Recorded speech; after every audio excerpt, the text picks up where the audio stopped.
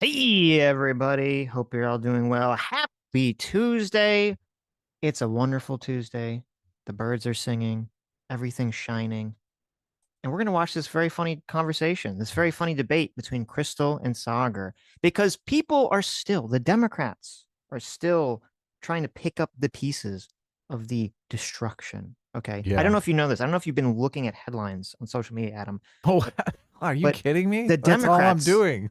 have been destroyed. The party has been evaporated. They've been kamehameha'd. They've been annihilated. There's nothing left but particles of dust, and they must rebuild from the ashes something anew if they are to survive in the new Trump age.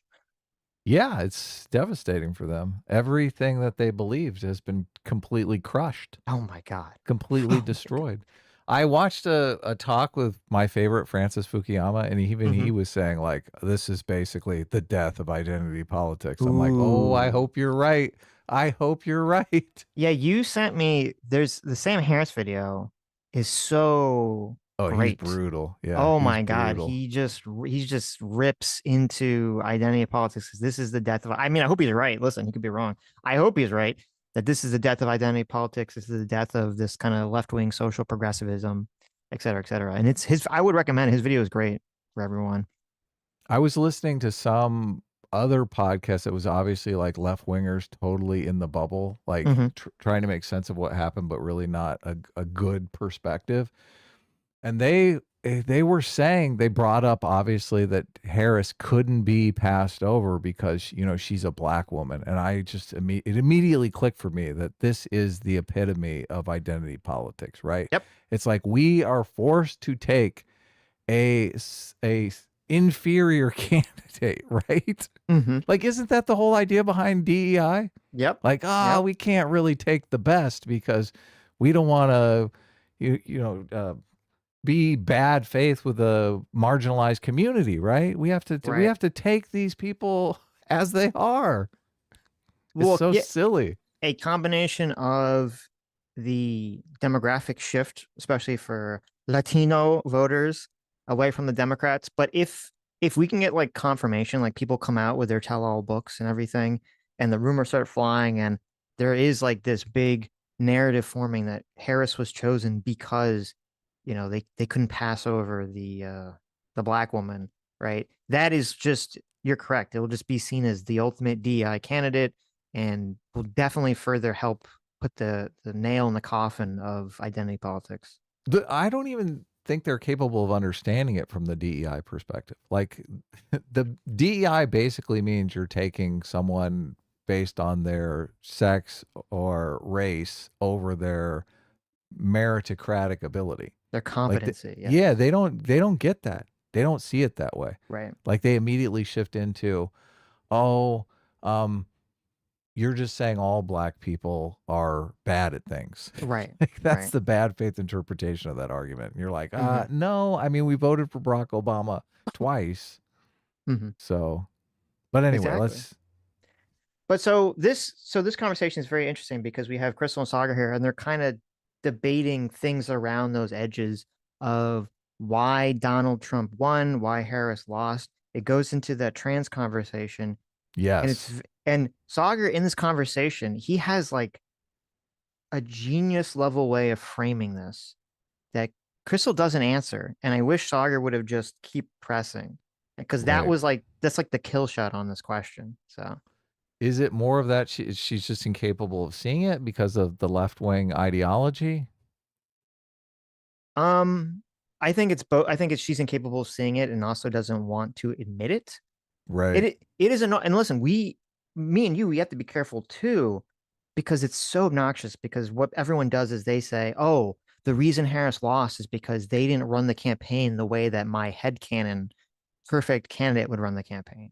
Like Right. everyone's so honed in into falling into that mental pitfall. So I want to like try gotta make sure like I don't want to fall in that pitfall. I don't you don't want to fall into that pitfall. I feel like Crystal is 100% fallen into that mental way of thinking. So, let's see where this goes. Yeah.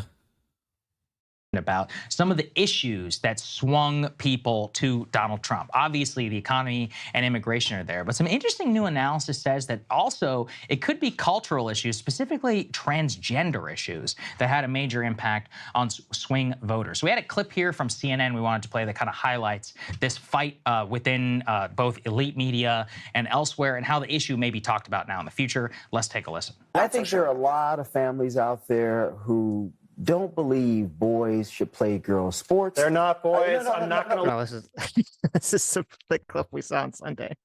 I know. Yeah, we watched this. Yeah, This guy Thanks, we can- totally freaks out. guess we can The watch white- again. It's White kinda savior funny. guy. Yeah. Sure. Yeah. Look. we Listen to need the transphobia at context. this table. I am not going to listen if you call a trans girl a boy. Are you going to allow me to finish my explanation? When you use a word that's a slur, I'm going to interrupt. That's not how it is. They're not boys. They're not boys. They're not playing girls softball. I'm not going to sit there and listen for a to second that. because The language police showed up to this know. talk, Sitch. I know. The language cop. I'm not gonna sit here. Mhm. You know, it's Yeah. weird. I saw someone sent me this tweet, and I was like, "Is this real? This can't be real." And it was real, which was Charlemagne the God had put out a tweet, or he had said on his show that it's fine to misgender Caitlyn Jenner. Yeah, because she's a Because- Republican. Yeah, Oh, because she they voted for Trump. voted for Trump. Yeah. And I was like, "Oh, that's kind of hilarious." And then, to my surprise, I saw Kyle Kalinske retweeted this and said correct. Yes. and I was yeah, I like, saw that too. Whoa, I did not see that. Isn't that bizarre? It's so bizarre. It's like aren't you disrespecting the entire, I mean, that's the argument, right? You're disrespecting the Yes. entire trans community when you do something like that. Yes. But evidently that's okay. The trans people are fine with that. Oh yeah, misgender that bitch. Mm-hmm. That That- Trump voter. I mean, is it okay to call black people who voted for Trump the N-word now? Ooh. Like, I don't know. Ooh. How does the logic of this all work? I'm just curious. Ooh. So, Don't go there. look, this is a really heated issue, right? And Michael, I know you. I know that you understand that people have different views on this. I think out of respect for Jay, like, let's try to talk about this in a way that is respectful. Okay, so let me rephrase this since I'm being targeted here. I don't. That's such a good retort. That is such a good retort. Guess what, buddy? You're targeting the black man. What are you going to do? Lynch me next? Is that where we're going with this? Oh my God. It's a perfect illustration of how the progressive stack shakes out. It's like, Yes. where am I? Now I'm on the bottom of the hierarchy, the black Mhm. man. How dare. You, the white savior. Why are you lynching me, the black man? Mm-hmm. Metaphorically, of course. No, There- you're no, not. no, Just it's to be clear, okay. you are not being But I targeted. am, but it's okay. I'm specifically It's okay. saying that I know that you are not intending to be transphobic. He should know that I'm not in, but he wants to I sit want here you- and I'm not calling you bloviate transphobic. and But I I'm want saying you you're to- using. Bloviate. Another great word. Just I'm not saying you're bloviating. transphobic. I'm just saying I won't sit here while you slur a group of people. You Will you, bigot. will you bloviate? I want to that give you an know. opportunity. So the way No, regular that's people not- interpret it, That's not which is why regular those people. ads were That's not effective. regular people. There's no Regular. consensus that these are actually boys. This whole thing about trans girls is a canard. We're talking about a tiny, tiny sliver of the population. That may be the and we're case, using but that my point in to take terms of away its healthcare from effectiveness. thousands Just of people. hold on. Just get to your point. My point in terms of its effectiveness, regular people with children look at these things and they say, you know what, this is a bit too far. I do not agree with this. I don't like this. I think Democrats are going way too much to the left on social issues. They're uncomfortable with it. A lot of people believe that. A lot of families believe that. You may disagree with that reality, but that's why Republicans kept running those ads over and over and over again, because they saw the metrics suggested And that they were lying working. in those ads over and over again and using rhetoric like you just used, saying this is boys playing girls sports. But what- First of okay, all, we're what's talking the- about what's the 5 people language? in the What's the entire language country. you would prefer? We're talking about trans girls being allowed to play with the people who are in their gender. And if you don't believe, you don't have to listen to me. Listen to the American Medical Association, the American Psychological Association. The American Medical Association. All right, so preview of what Culture War 2.0 looks like now that this has happened. Let's put this up there. there on the screen. This is really the genesis, I think, of why this is even worth discussing. So this is from Blueprint, and this is, we've used some of their polling and stuff before, and they show the different issues that have animated different types of voters. So for example, if you look reason to not choose Kamala Harris, the #1 issue for all voters was inflation was too high under the Biden administration. #2 was too many immigrants illegally crossed the border under Biden and Harris. So that makes sense. But actually, along the swing voters, this was, honestly, I was shocked by this. It says all swing voters, but specifically all swing voters who chose Trump. It said Kamala Harris is more focused on cultural issues like transgender issues rather than helping the middle class. That says it all Yep. right Totally. there. Right. And That's why they ran that ad so much. yes, and that's what, I said the other day, which they're not getting, is if you think that someone is crazy in one issue, okay, and even if that issue affects a small amount of people regarding like women, trans women in sports and all that stuff, if you think a person is crazy on some cultural issue, why would you trust them to be sane and competent on a complicated economic issue like reducing inflation? Yeah, that's completely accurate. And I also think that they are worried about it as parents, that they're putting their kids in public school and they're worried that the teachers are going to be indoctrinating them with this trans ideology. Like they don't even want the question posed, "Oh, well, maybe you're born in the wrong body." Right. Yeah. So it's a combination of both of those things, which Yeah. just is like, why chance it, right? Right. I don't want then this shit in obviously- the schools. Yeah, and it plays directly into also the left wants the stereotype of the Democrats want to take resources away from the average public and use it to give money to criminals, illegals, and weirdos. Yeah, that's a This is the third thing framing. right Yeah. there. This is like a devastating issue. And for them to just ignore it, and it's so weird too, because they're bound up with this. They're abandoning the transgender community argument if they pivot on this. Right. Yeah. And that's exactly what the far left is going to hold them to. They're going to be like, "You're abandoning your constituency, you bastard." Yeah. That was a +28 score on Blueprint. Now look, Let that settle in. That's Plus 28. insane. This is for swing voters who voted for Trump. Is that the highest? It looks like that's the highest on the whole chart there. That's the Plus highest on the 28. Yeah. entire chart. Yeah, that's Yeah. great. That's so important. That is just devastating. If Yeah. that polling pans out and other is repeated. So It's funny in the clip, the guy cites all these medical institutions and stuff like that. It's like, it doesn't matter. And he says, "Look, there's no consensus." I'm like, that plus 28 seems like a consensus to me, dude. Like, what are you talking about? There's no consensus. Yeah, you can't really see it, but that second column is all swing voters. So even all swing voters, plus 25%, said that they thought Harris was more focused on those woke issues than Yeah. anything. So let's be clear, people are not always the best in terms of why they vote. And I'm the most consistent messenger on that. So I'm not going to say that this is the #1 reason. But I mean, I do think this is a vindication, at least somewhat, of that ad, the they them ad that they blanketed the entire state of Pennsylvania, Michigan, and Wisconsin for, considering the margin and also considering that we have some of this data here and also even some of the reaction within the Democratic Party. So I'm curious what you think. So I think that this type of analysis, which I have myself engaged in, which is basically like, let's focus group and poll test and get the voters to tell us in this paint by numbers way what we should believe in, I think it is worse than worthless. I think if you look at the campaign that the Kamala Harris team ran, actually put that chart back up on the screen. That's so crazy that she's making this argument. Just because if you think of it in a business context, this is the equivalent of saying, "I don't care what my customers want. I will tell them what they want." Right? How's that gonna work out in business, Sitch? It's not gonna work out very well. Not very well. Yeah, exactly.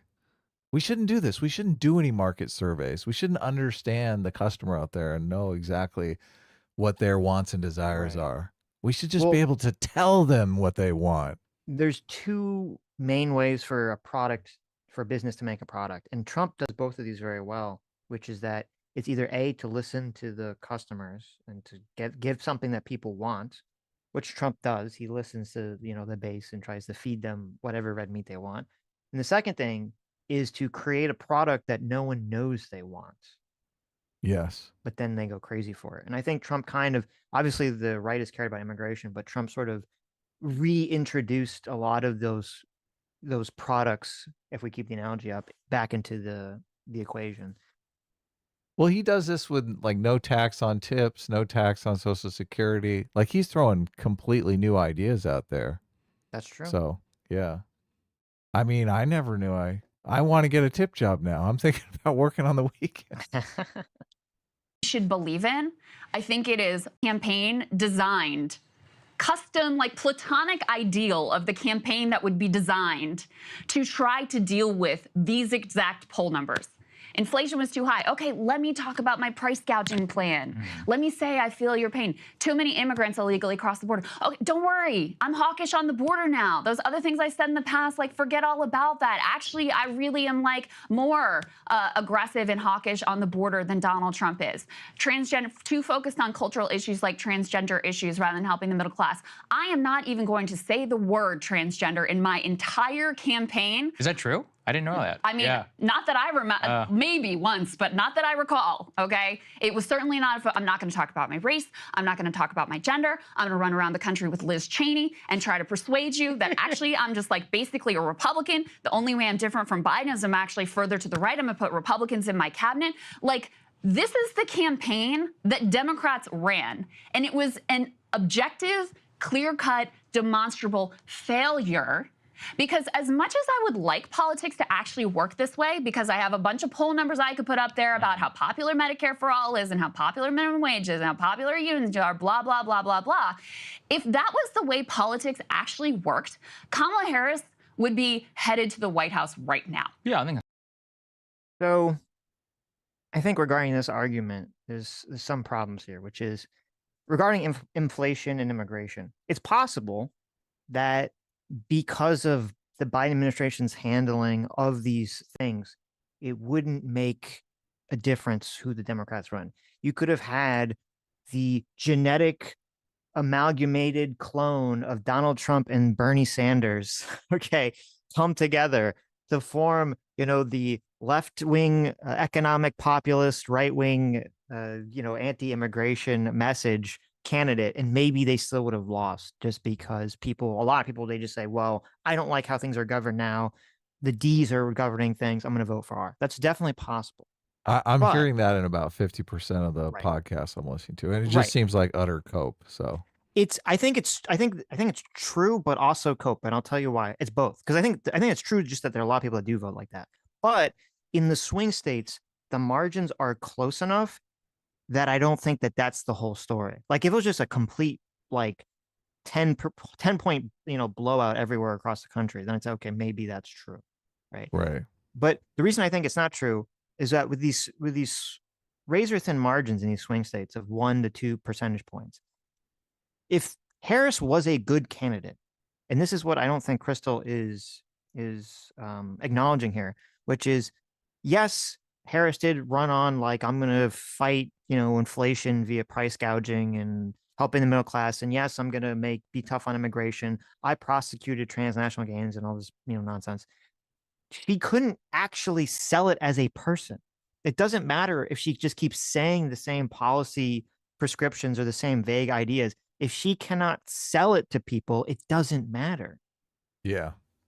If they don't believe that she can actually implement these proposals that she's throwing out there, nobody cares. Right. And I think too many people, especially on the left, too many people, they like hyperfixate on the candidate coming out and giving some like, this is my, let me unfurl my giant, 1,000-page document thing so that you understand all my policies and all stuff. And all stuff is great for people like us who care a lot about politics, and maybe a lot of people listening who care a lot about politics and hyperfixate on policy and all stuff. But the average American probably doesn't know or give a shit so much about that. Maybe the average American will, if there's some like very specific targeted policy like no tax on tips or some kind of debt forgiveness, maybe they'll come out and vote for something very simple like that. But the average American, they don't hyperfixate on like, let me spend hours like reading through a policy to understand it. What they do is they get kind of a vibe intuition check on a candidate to see like, okay, is this candidate seem effective? Is this candidate seem competent? Is this candidate seem like they have a leadership position? And then if they do, then I'll trust that they can fix all these other issues that are too complicated for me to understand how to fix. Yeah.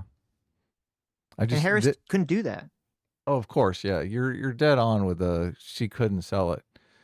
But look, the other interesting argument that she's making, I think is also laughable. Like, can you imagine if Harris came out and said, "I stand with the transgender community. I am not abandoning this community."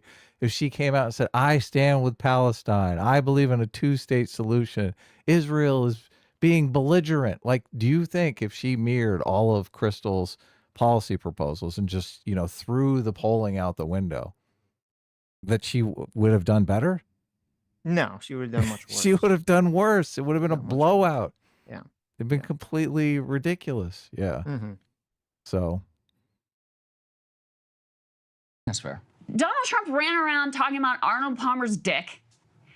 The idea Democrats are the two divisive ones? Are you kidding me? Trump is the most divisive figure in modern American politics. Whenever I hear that, I just substitute, I don't like Trump. That's basically what the person is saying. I don't like Trump. Trump drives me crazy. Trump triggers me. Because I don't think he's divisive to a lot of people. Obviously, a lot of people voted for him. So, well, I think when they say divisive, what they mean is, and this was true in 2016, there were certain cultural norms that up until then, or at least in my lifetime, the last 30, 40 years of politics, there have been certain cultural norms that had been established about how people running for president should act. And Donald Trump basically destroyed every single one of them. Like a good example of this is remember back in 2015 or 2016 when the Grab 'em by the Pussy audio came out. yeah. And when that audio came out, like every political pundit thought that was the end of Donald Trump's political career.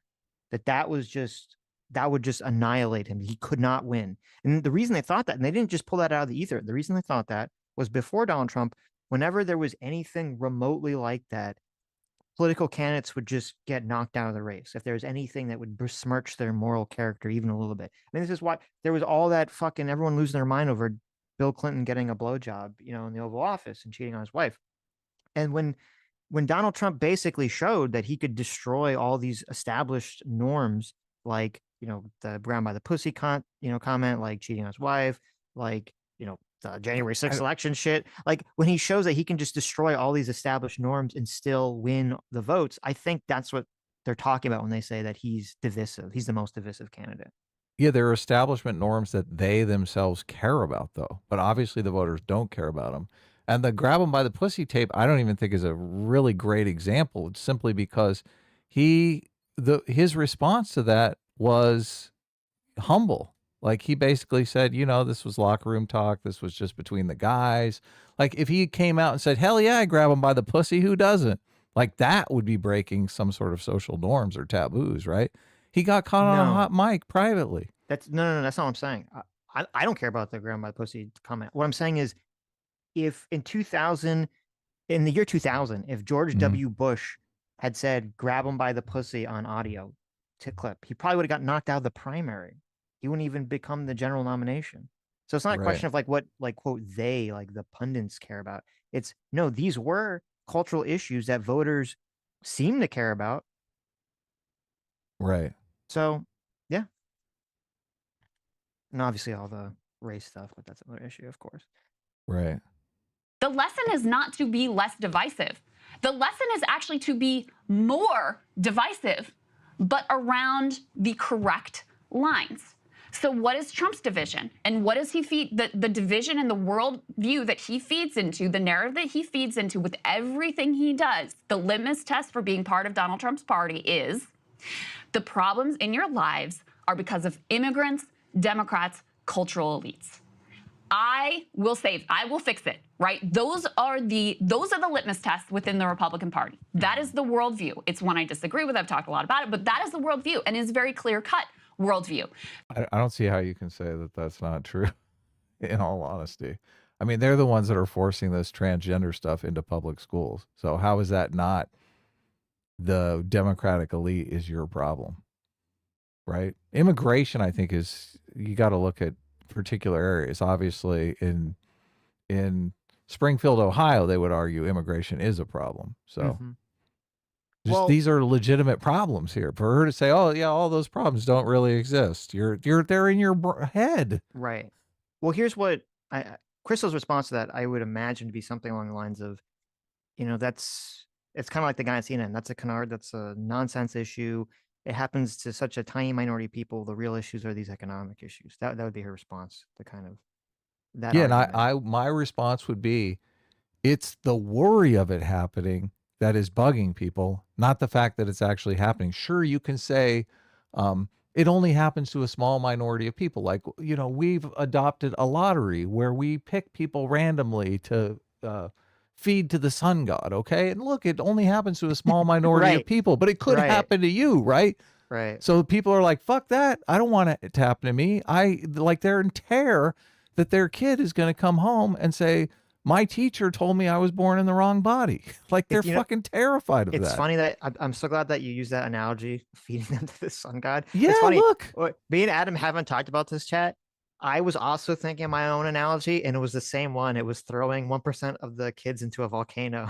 Yeah, see, We look. both had the same analogy about the situation. But yeah, well, it's not just, part of it is, as you're saying, yes, no one wants to be the 1%. But then part of it's also just, like, if Bernie Sanders came out and said that, he had all the economic policies that Crystal wanted, but he believed the way to get them enacted or he also believed that the way to make America strong was to throw 1% of all children into a volcano. Would you vote for that person? Would you trust that person's level of competency just because they're also saying things that you might agree with? Yeah, of course you wouldn't. You Not would at not. all. No. It's just Crystal wants that grade school teacher, that third grade teacher, to be able to go to your kid and say, you might be born in the wrong body. That's something she wants. She desires. She thinks is good for society. Okay. That's a problem. That's a huge problem. And people are saying, no, fuck you at the ballot box. Yes. That's true. And until they get that, and look, they don't even get it. They're never going to get it because they've completely bought into this. Right. This transgender ideology, which, look, if it's real, show me the money, show me the peer-reviewed studies. Well, then the other thing is that, like, if Kamala Harris comes out and she says, she has some economic plan to fight price gouging or to build more homes or something, and then Donald Trump says he has some economic plan to implement tariffs and, whatever else, and to cut taxes, right? So I would imagine you have the average person that's sitting around and they're like, okay, are they going to be able to analyze all these economic plans and be like, oh, well, obviously this is the, the Harris plan. That's the economic plan that I think is going to work. Or are they going to look at the whole, something that they can immediately understand on a deep moral intuition level about the trans topic, which isn't like, it's something that's scientifically complicated, but morally it's very simple. People just have an immediate moral reaction to it. And they could say, oh, well, if my morals on that align with Trump, then I'm going to trust Trump on the economic question, which is probably too factually complicated for me to have a good take on.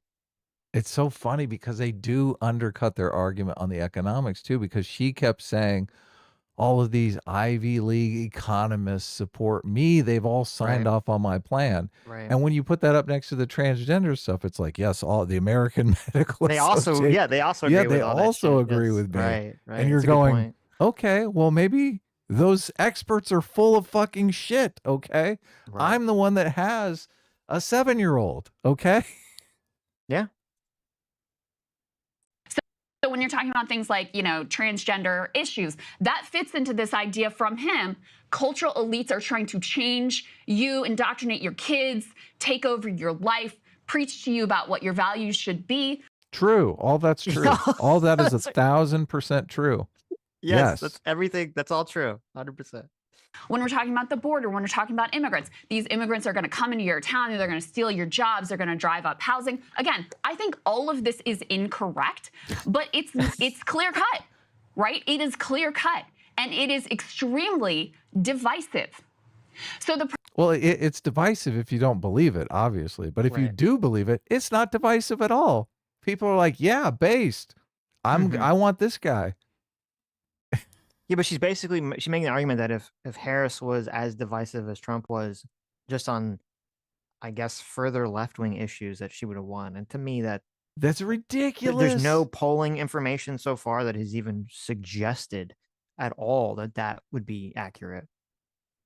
Yeah, look, like I said, if she came out and said, we're not abandoning the transgender community, that third grade teacher should go around to everyone in the classroom and ask them if they're born in the wrong body. Right. She would, oh my God, she wouldn't have got a single state. Like, on one hand, I understand what Crystal's saying, which is, I think it's true that, people, they have a moral intuition about something and then they justify it after the fact. So if you ask people, like, why did you vote for Trump? If you're an undecided voter, because obviously most people just vote party line for their whole lives. But if you're an undecided voter or a swing voter, and you ask them, like, why did you vote for Harris? Why did you vote for Trump? You may not get, like, the best answer on that question, because it's going to be probably based on a moral intuition. But if you ask the right questions, and I think that question that was on the poll that Sagar brought up about, do you think that Harris is going to spend more money on trans kids than, you're on normal issues, right? Or quote normal issues, or whatever the poll question said. That's definitely hitting right at the center of a moral foundation. It is, yeah. Fairness cheating. Right. And people, and like, if that's what if you can continually show data on that, and you have, like, for whatever reason, that across the country, you see people keep honing in on this trans girl in sports issue, trans kids in school issue, which we've heard countless stories, both in polling and also anecdotally, that this issue seems to pull really strongly with voters. You can't just throw it away and say that we're not going to look at it or care about it. And you look, and it's infuriating to have somebody tell you that you are wrong to care about it. Yes. Like, that's just way, way, way too far. And I think that's why a lot of people rebelled, obviously. But just the idea that they're going to take your tax dollars and then create problems for you with those tax dollars at the public school. It's laughable that they think this is a good electoral strategy. Keep it up. Like, keep it up. Right. They'll be making gains in the House and Senate in the midterms. And, well, depending upon how things shake out with Trump, right? We'll see, yeah. Problem is not that Democrats were too talking about, I don't even remember the last time Democrats talked about transgender issues at all. And it's not that Democrats were too far right or too far left or whatever. The problem is they have no narrative. They do not have a divisive politics, at least not one that actually works. Now, hold on a second. Well, she added a very important qualifier at the end of that statement. Yeah. Because I was like, wait a minute, are you sure about that? Yeah, when you're calling everybody fascist, it's hard to say that you don't have a political narrative. Right. This is where Bernie Sanders was on the money. Okay, Occupy Wall Street, what's the division there? The 99 versus the 1. Bernie Sanders, what's the division? The people broadly versus the millionaires and the billionaires. That's what it's so. Oh, wait a minute. Occupy Wall Street is gone down in the history books as one of the stupidest, biggest wastes of political force in the entire history of our country. Yeah, all because of identity politics. Because of identity politics, because of just left-wing moral intuitions against hierarchy, so that the movement could accomplish literally nothing, because no one wanted to be the leader to actually hammer out demands that made any fucking form of sense whatsoever. And then with Bernie Sanders, he lost the primary. It's very silly that we have to forever, like, I don't think Crystal believes that the election in 2020 was stolen against Donald Trump. Right. And But yet, she believes that primary was stolen. yes, and it's like it's funny because this is sort of like the blue anon version of that is like, oh, well, Bernie Sanders, it was stolen from Bernie Sanders, blah, blah, blah, blah, blah. That's like, yeah, I know that the Democratic Party, the DNC, they didn't like him. You know, I know the elites didn't like him, whatever. Okay, that's part of the game of politics. You know what party didn't like their candidate? You know what elites didn't like their candidate? There's a guy, I don't know if you heard of him, Yeah. called Donald Trump. Okay, Yep. when he entered the election 2016, the RNC hated him, thought he was a joke. All the right-wing news pundits hated him and thought he was a fucking joke. And yet he still was able to completely dominate and win the nomination. Yeah, he knows what matters, the people.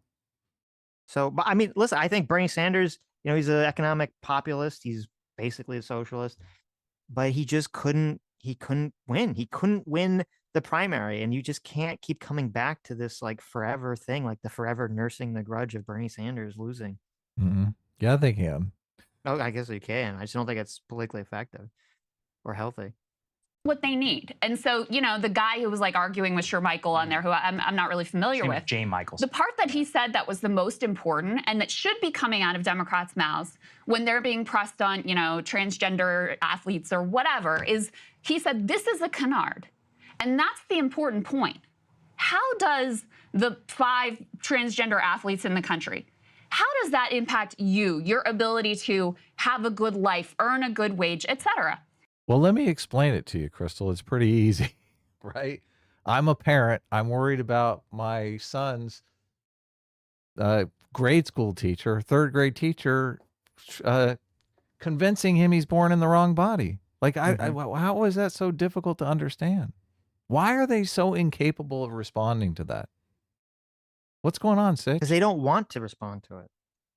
Every single parent who's sending their kid to public schools is worried about this. I know. Just listen, telling them don't worry about it. I have Like a friend. It probably won't happen is not a good response. Yeah, I have a friend who lives in South Florida. They have kids, and they said that, and this was like a year or 2 ago. They had a kid who was in middle school, and they told me that, and the kid told me this too, that like there were like people going around like asking them for their pronouns and how they identify. And when he's just like, I just identify as like me normally, like, what do you mean? Like he didn't even understand the concept. And they were like making fun of him because he didn't have some kind of special pronoun or whatever. And I'm like, and I was like, this is crazy to me. And so, yeah, I mean, this is a thing that parents care about. And we heard this on Sunday when we were watching, or might have even been before that. There was the people on the CNN panels that were saying, okay, like I've heard stories from my kids, both in middle school, high school, and college, where they're afraid to speak out because they don't want to get canceled. And that's all going to get rolled into the trans question. The trans question about kids in sports and at schools and all this other stuff. It's all going to become like the cornerstone issue regarding, you know, kids being afraid to stand up to the cancel culture mob in schools. That is terrifying. I can't imagine sending your kid off to that school. This is why Catholic school enrollment is through the charts right now. Nobody wants this. Nobody wants some amateur psychologist interacting with your kid trying to figure out if they're transgender. Like nobody wants that. Right. And that's the thing. You and I often talk about how bad psychologists can do more harm than good. All these teachers are being turned into amateur psychologists. Mm-hmm. It's terrible. It's terrible. They need to take some of these people and throw their asses in jail so that they know, oh, yeah, that's bad. I shouldn't do that. Yeah. Well, Florida was the state that, remember, there was a They person did, yeah. who, a kid that, you know, committed suicide because... Attempted suicide. Sorry, you're right. Attempted. Suicide. Yeah, they did not. Yeah. Fortunately, they didn't succeed. Attempted to.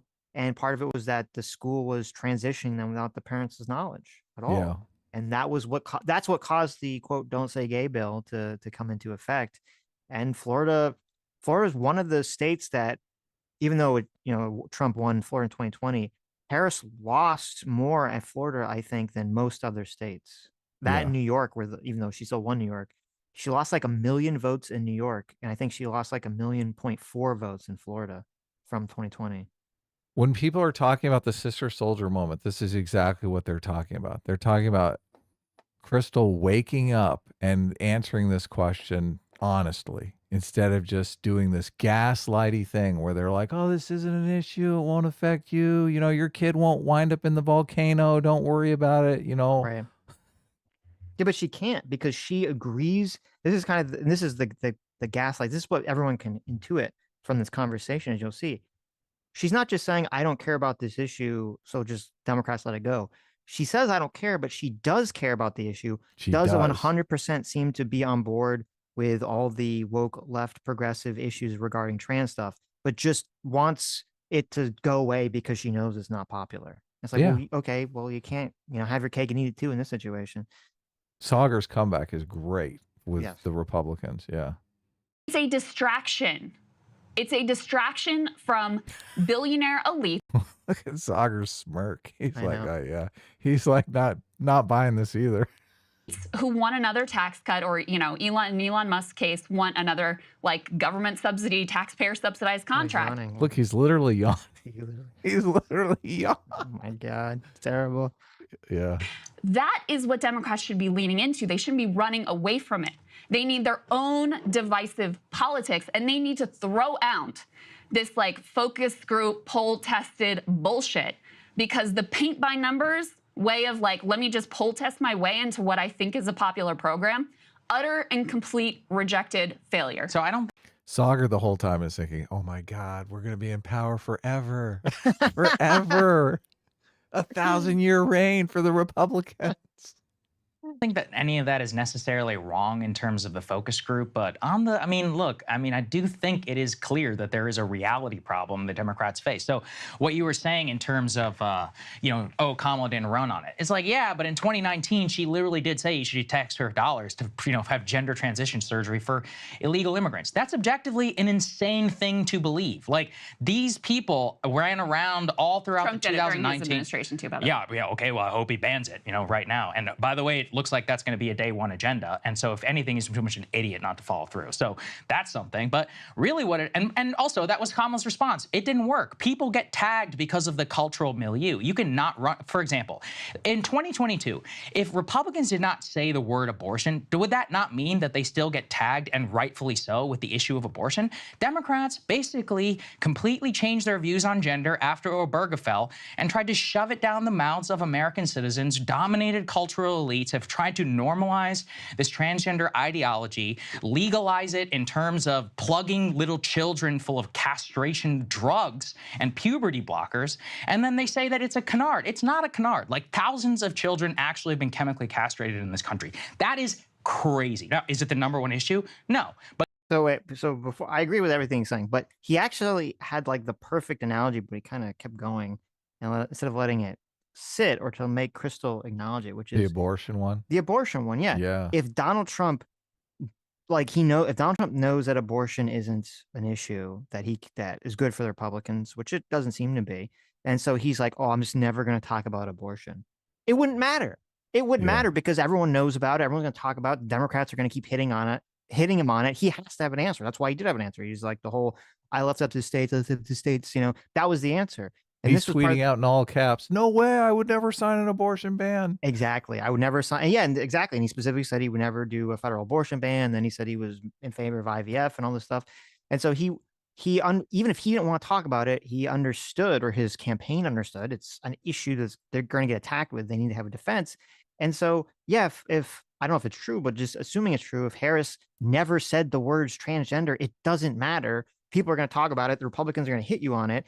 You need to have a response. And if you recall, because we did watch some of the interviews where they would ask her about that question, specifically that question, she would just say like, well, I'm going to do whatever the law says I have to do, which is it's a punt. And everyone knows it's a punt. Yeah, you make the law. What do you think Yes. you're running for president for? Yes. She didn't even say in 2024 when she was running, oh, I don't support that. We're obviously not going to spend money on, illegal immigrants to transition them. Right. Which it should be like the fucking obvious thing that you would answer to that question, right? Yeah, totally. It was easier for Trump to pivot, though, because he was pro-choice, I think, most of his political life. So he was kind of returning to home. But I don't know how, she's in a completely different situation. Well, it's easier because the right has run on returning it to the states for like 50 years, even if Right. that was kind of like a not the real position. So if he just says, "Well, listen, I did the thing you asked," and he did. I mean, he did put justice in the Supreme Court that did literally the thing they asked for. So you're right; it is easier for him to just sort of put his hands up and said, "I did the thing you wanted me to do." Right. The response for Harris, what? She said she was an idiot. I was taken over by aliens. I had an episode. Like, how does she square what she said? It's just, Yeah, I don't know. I don't know if she just says I was running an election, like running it yeah, or something. Like you just admit that it was just bullshit. I don't know what the answer to that question is. yeah. See, that's a tougher But climb. So I think that's why right. she just ran away. Like, let me pretend this isn't happening. But you can't run away You from this can't. stuff. No. Yeah. Yeah.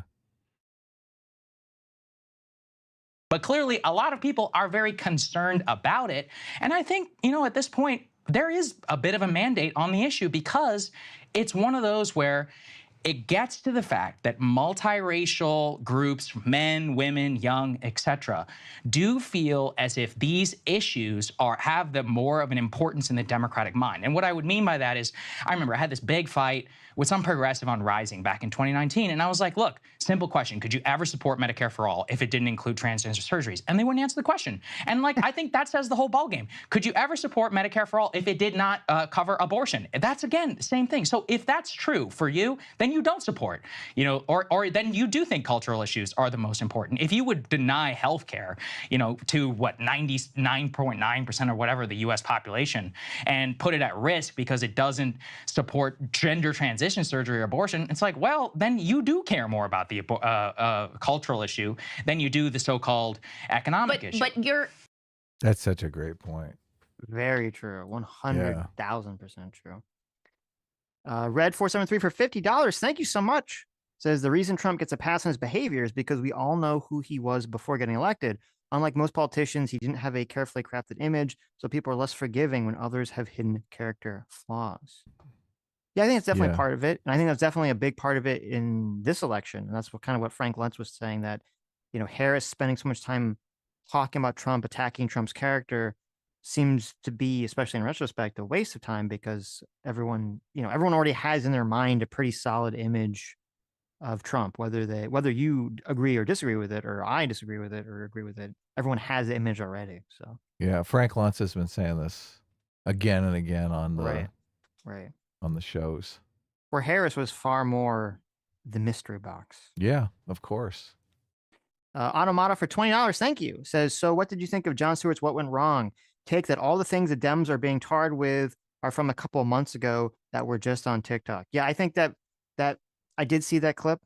Jon Stewart's kind of making the very similar argument that Crystal made about how, Kamala ran, or Kamala, I can never say it right. Harris ran the same, ran the way that they wanted her to run because she kind of pivoted to the center and blah, blah, blah. So all this stuff is nonsense. And everyone's just thinking about woke issues that don't exist anymore.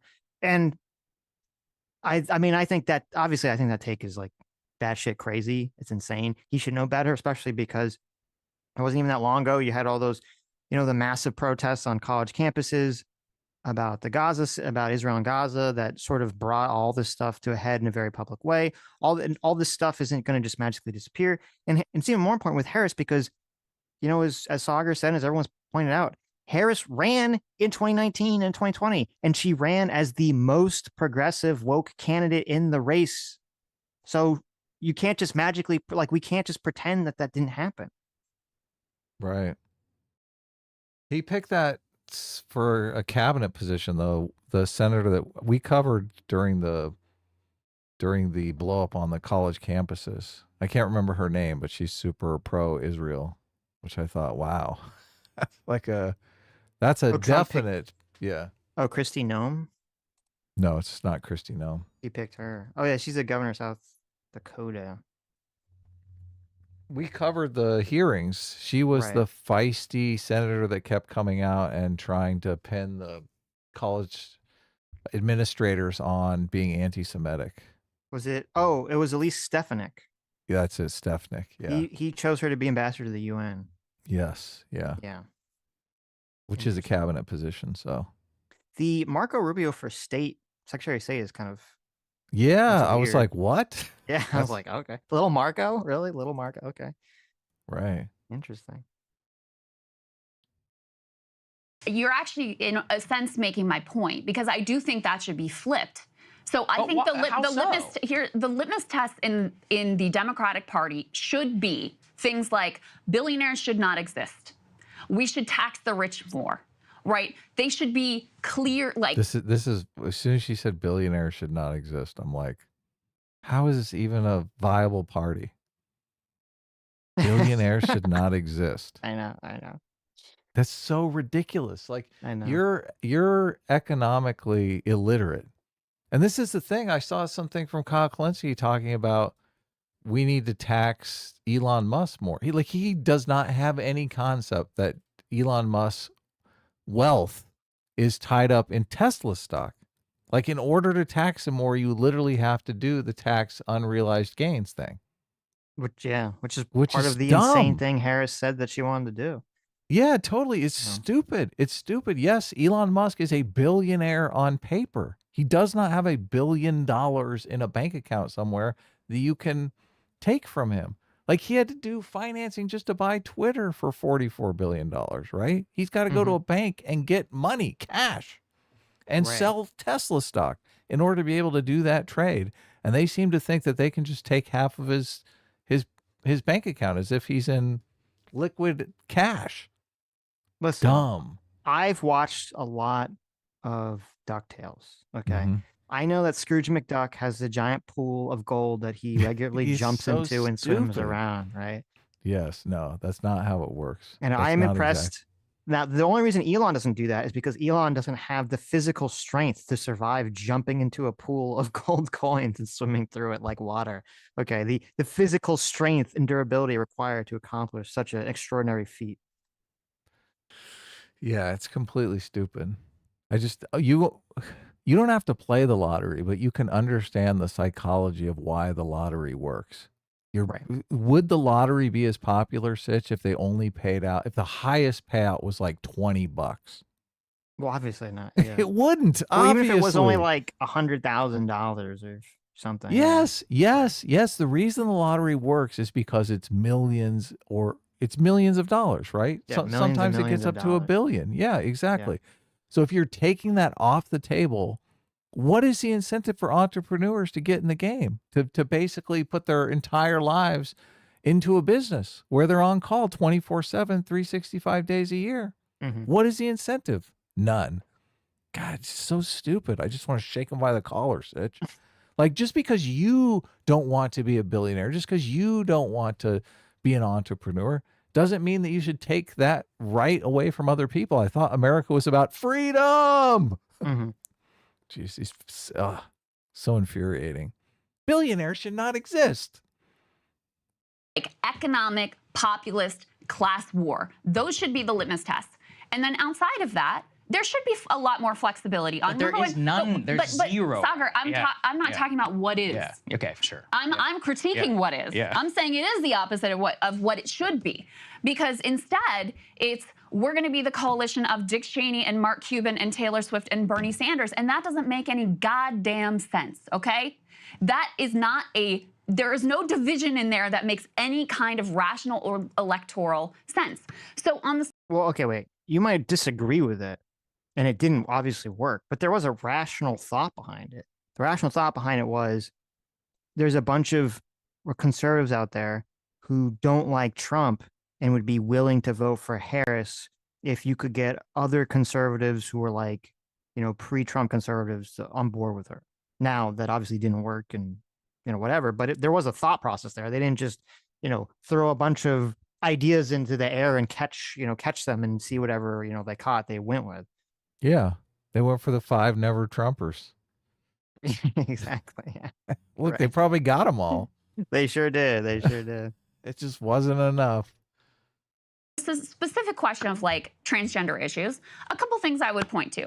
Number one, in states where those they them ads ran and they were head to head, these were the battleground states where the campaigns were spending all of their money, and Kamala was running this actually like pretty good class Trump's a billionaire, doesn't look out for you message. She narrowed the gap significantly. She outperformed in those states where the they them ads were being run versus the rest of the country. So, well, yeah, but wait a minute. So if you look at the swing states, Harris her vote really didn't shift too much away from Biden's vote in 2020, which is definitely impressive considering the turnout seemed to be much higher in 2020 because of COVID and because of the mail-in votes and everything. But she's still like the margins basically flipped. So in 2020, Biden, won all those swing states by like 1 or 2 points. And then in 2024, they just flipped. Trump won all those swing states by about 1 or 2 points. So obviously this message of just saying that Donald Trump is a billionaire, blah, blah, blah, like it didn't work because she lost those states. Right. There's that. And the other piece is Democrats ran around this whole country this whole year castigating college students as too woke and too out of touch, et cetera. I just am not sure that there's any more to be gained from that sense of politics, because ultimately there's always going to be some pink-haired college kid out there who's saying like, they're introducing themselves with their pronouns and doing a land acknowledgement to be like, see, the wokeism got them. Again, Kamala ran the platonic ideal of the campaign that, the popularists who say just avoid this stuff altogether, that they would suggest. I've been saying this. It's very frustrating. We've literally lived through this. We've literally lived through this since 2015. This has been the talking point we've heard for the last 8 to 10 years is all those woke things that you don't like. Those are just a tiny, insignificant amount of pink-haired college students, and they have no impact on the real world. Okay. Right. Yeah. You have to be completely out of touch if in 2024 that's still the opinion. That's still your argument, yeah. Right. Because all those people are out of college now and they're teaching your kids. Now they're third grade teachers. Yes. When so much of the teachers union has been completely corrupted by this, when so much of our institutions and media has been completely corrupted by all this shit, we had story, and I agree, it's definitely gone less than it has been in, BLM days, but it still exists. Keep bringing up the lady who literally was put on leave for Uber because she's like, hey, let's not call white women Karens. And they're like, whoa, excuse me, lady. You're not, you're not allowed to stop, racial slurs against white women. Oh, Hassan, it's okay for you to use racial slurs against white people. Here's an award from Nabisco, right? Yeah, this is just straight gaslighting. It totally is. It's like, don't believe this is happening. And here, let me see if I can find it too, because I had totally forgotten about this and it was totally crazy. Yeah. So Ziggy Livingston on Twitter reminded me of this tweet from like 2 years ago.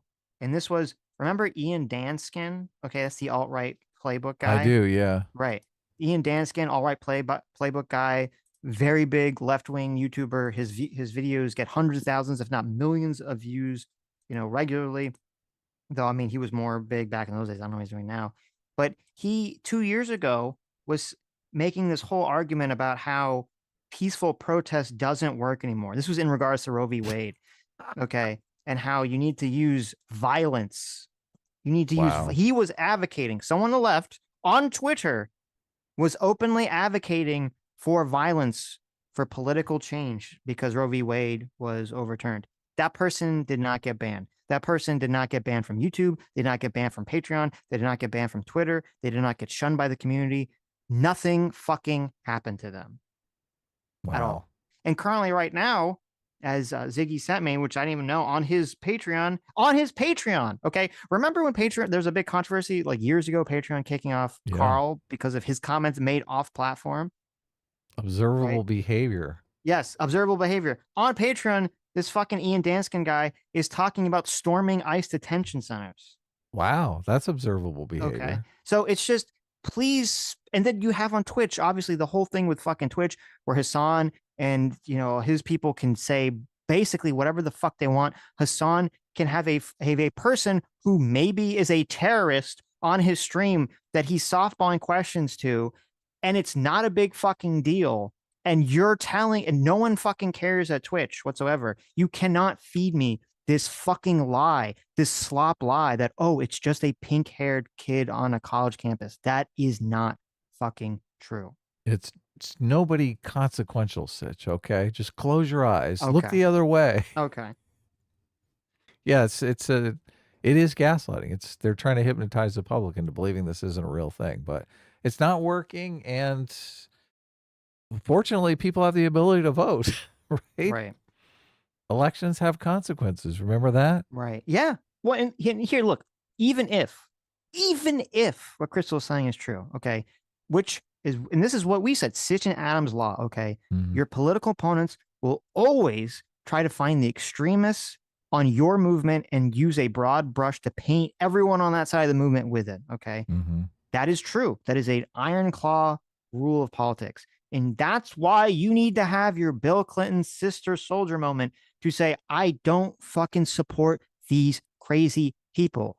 Harris didn't do that. The Democrats are not doing that, except for Richie Torres and a handful of other people. They're not fucking doing that. So they will continue. They're trying to just say, I'm not going to talk about it because I don't want to piss off those voters, but I also don't want to piss off the voters that don't like the extremists on my side. And that doesn't fucking work. Right. And you just say, they need to basically denounce these trans activists the same way that Donald Trump denounced the neo-Nazis and white supremacists. There needs to be a compilation of them denouncing those people. Antifa, denouncing all of them. Ian Danskin, right? Hassan, right? Yes, yeah, totally. But it's never going to happen because they're in bed with them. They love them. Look, Same it's thing on not even a immigration. problem. Like, I think it was a dramatic political and moral, but political failure for them to just cede the ground to the Republican worldview and say, you know what, you're right about everything. Immigrants actually are bad. Because guess what? If that's the worldview, Republicans are going to win every single time. If the worldview is actually transgender, issues are the number one issue, and cultural elites are trying to like trans your little boy. If you accept that framing, guess what? Republicans are going to win every single time. Look, she doesn't even even acknowledge that there's like a fact claim here, right? There's a reality of the situation. Right. Yeah. And the purpose of elections are to understand the reality of that situation. If more people feel this is actually affecting them, then they'll vote on that issue. And the polling shows that they did vote on that issue. So why don't you take that into consideration? Obviously, people, look, she would say people just believe it's true and it's not true. So there's actually no getting through to them on this. She might also, I mean, first of all, the Republicans would be lucky if people with Crystal's mentality were running the DNC, because then they would never win another election ever. Because she's been kind of mind melted by Noam Chomsky and this whole manufactured consent nonsense. Right. Yeah. Of like the top-down model that the media or the elites can just feed the American public some narrative and they'll just forever believe it, and they have them in the palm of their hand. So since she believes that's true, she's operating from the incorrect belief that if the media apparatus just told them immigration's not a problem, there's no immigration problem in America. Did that. Ooh, there's they literally absolutely did that. no. I know, but she can't see it because she if she were to acknowledge that, then she'd have to realize that worldview about the manufactured consent model isn't true, or it has it's somewhat true, but it has a breaking point. And obviously immigration reached beyond that breaking point. People were starting to see it everywhere. And they're going, okay, when you're using my tax dollars to house, asylum seekers, and we have this record insane amount of people saying that they're trying to seek asylum in this country that's completely flooding the system, you have to address it. You have to deal with it. And you can't just say, ignore your lying eyes. Don't make it an issue. If you make it an issue, then the Republicans win. That's very short-sighted. That's an incredibly short-sighted and ignorant way of looking at the situation. Yeah, you're exactly right, tapping into the manufacturing consent, because she believes that the Republicans are just better at manufacturing consent, so that they're putting forward this worldview that's completely fictitious. But I do think sooner or later that worldview tangibly affects people. Like the story that you told about your friend, and his kids going to school. I mean, it's one thing seeing these situations on social media. It's another thing when all of a sudden you're hearing about it in your own environment, right? Right. Then you're much more worried about it.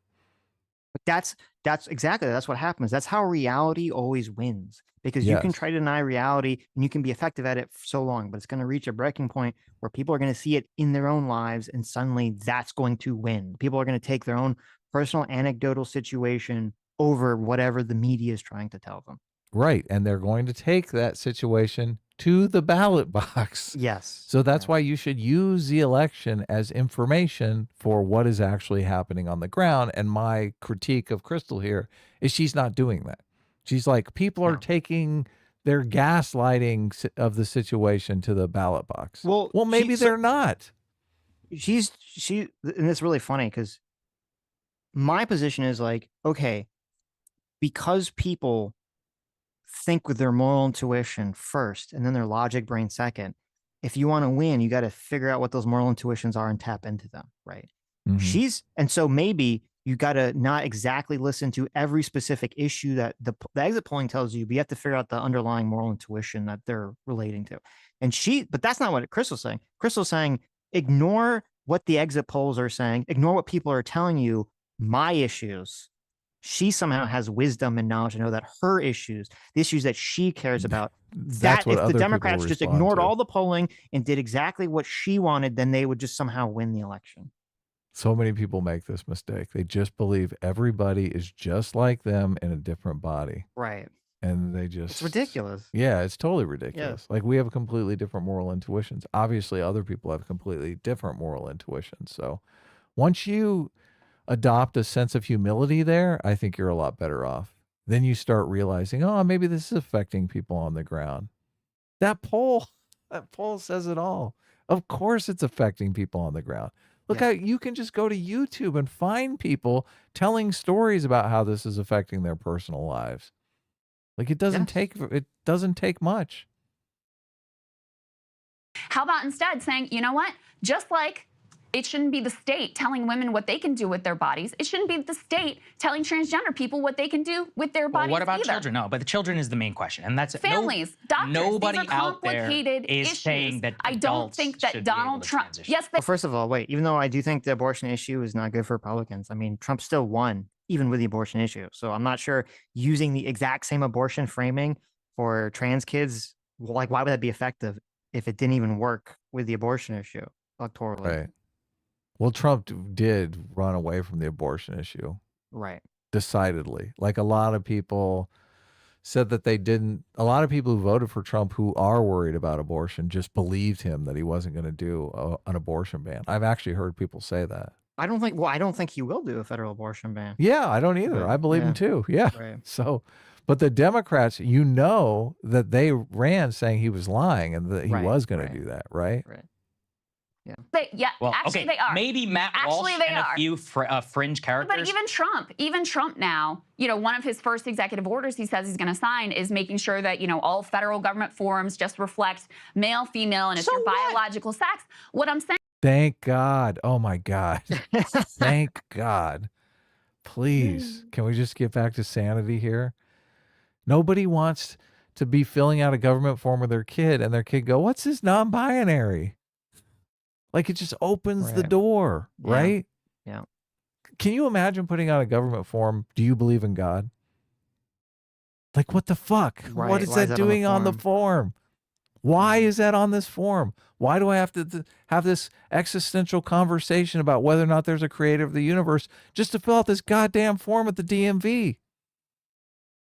Saying is that's not just about kids. That's about saying basically the message there, and I don't think it's like all that important, but the message there is that trans people are not real. They don't exist. No, it's that your biological sex is assigned at birth. Transgender people, what do the trans propagandists always tell us? Transgender people have existed forever. Well, you existed whenever the male-female form was on there. Is it so important for you to have a form that says, I just like, said two-spirit it's or not whatever? Dignity politics, Sitch, right here. You're correct. It is. It's the dignity. Yeah. actually that. They're the crazy people. It's not that critical. Actual Justice Warrior, thanks so much, Sean, for the $10. Says Kamala went 0-7 in all swing states. She didn't narrow anything. This ad tested as the most effective. Kamala pretending to be beyond race and not woke for 3 months didn't erase her entire career. LOL. That is true. Critical of an issue, there should be flexibility on it within the Democratic coalition. But what I will not abide is people like, Seth Moulton and Tom Suozzi, who came out immediately were like, actually, I'm on the side of the Republicans when it comes to, who just, their immediate instinct is to throw transgender people under the bus. Now think. Dude, that is the worst fucking framing right there. That is the worst framing right there. No, it's the best. What do you mean? It shows exactly where her moral intuition is. Perfect. Look, it's good for revealing her. Yes. But it's horrible politically. Like, Yes. why an issue that they need to pivot away from? Why the hell would you frame it as abandoning some community?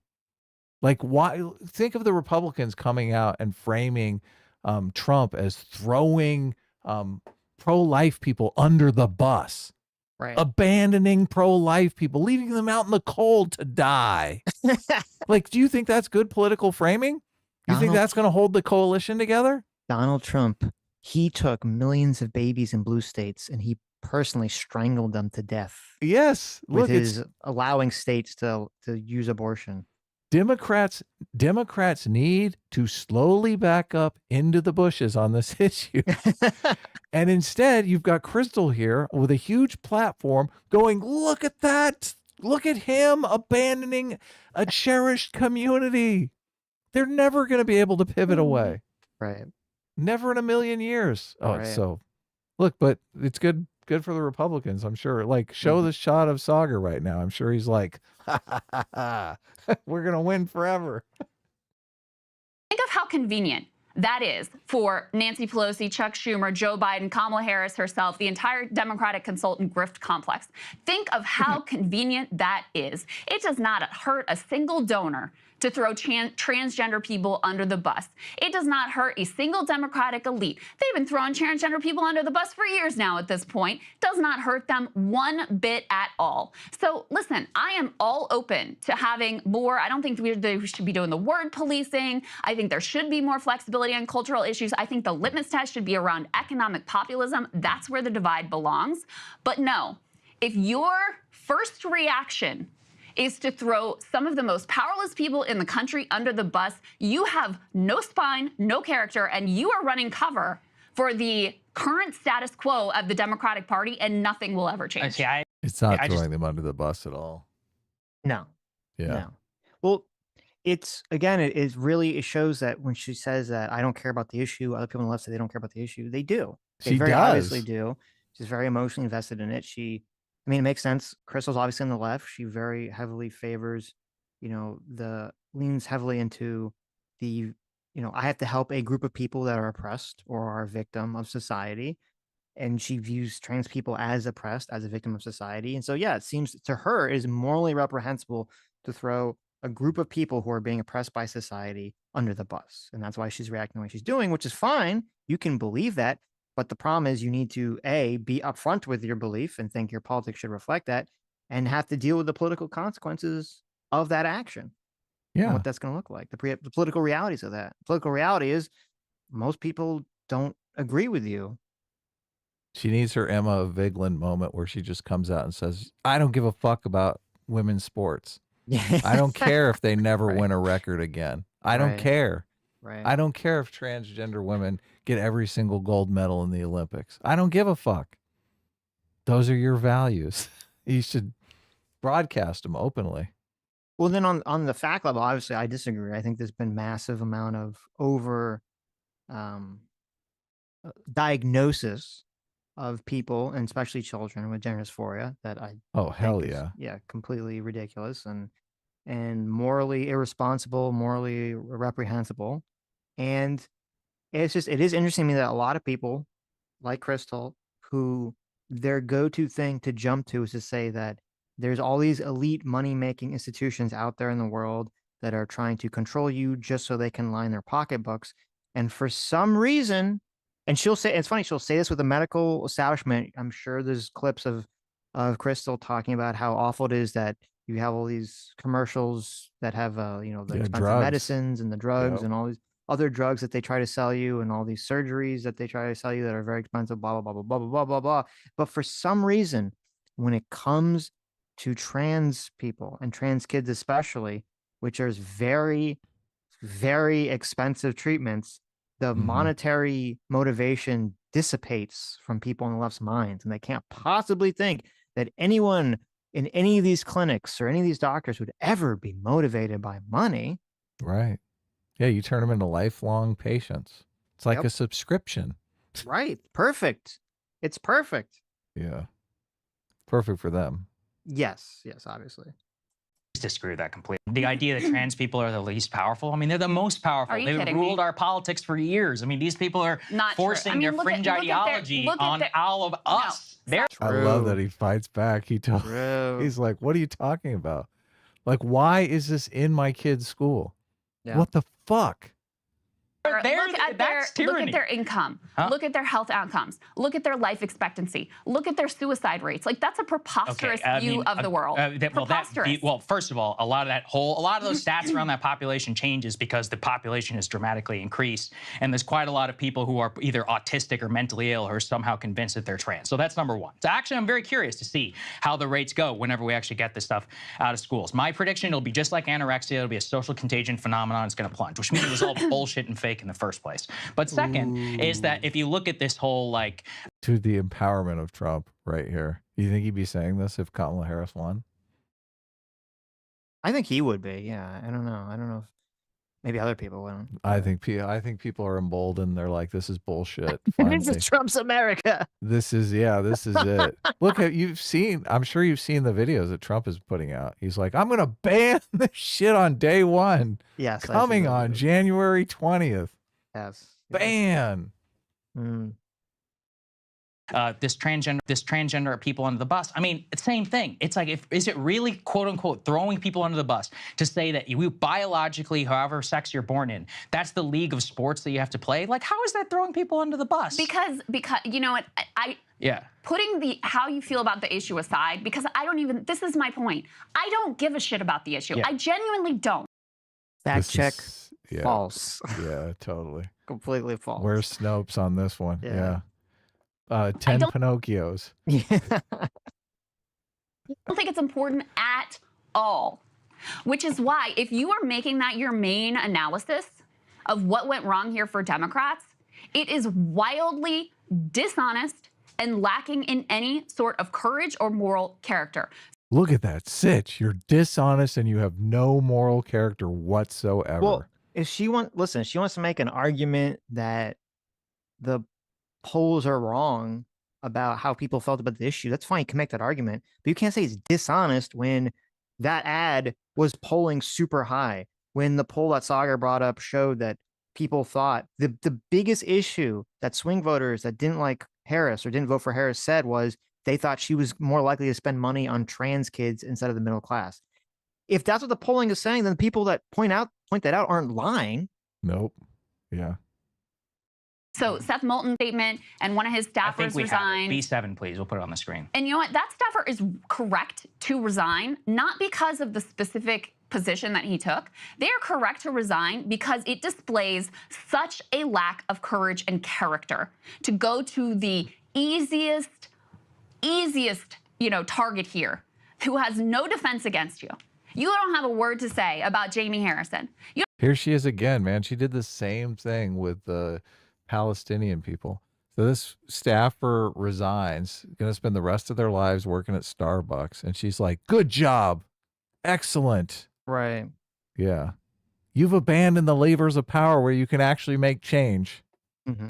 Can I get extra froth on my Frappuccino? You don't have a word to say about the $2 billion that are now lining the pockets of the consultant grift complex. You don't have anything to say about that. So that's why I find this despicable. It's not even about the issue. I don't give a shit about that issue.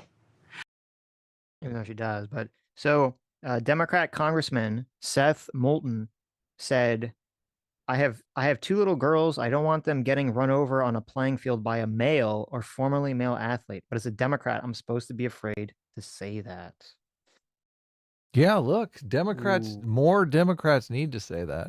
More do. Democrats need to point out the actual issue here, and not it's so funny. Like, they don't even address the argument. They just say, "Oh, this is transphobia."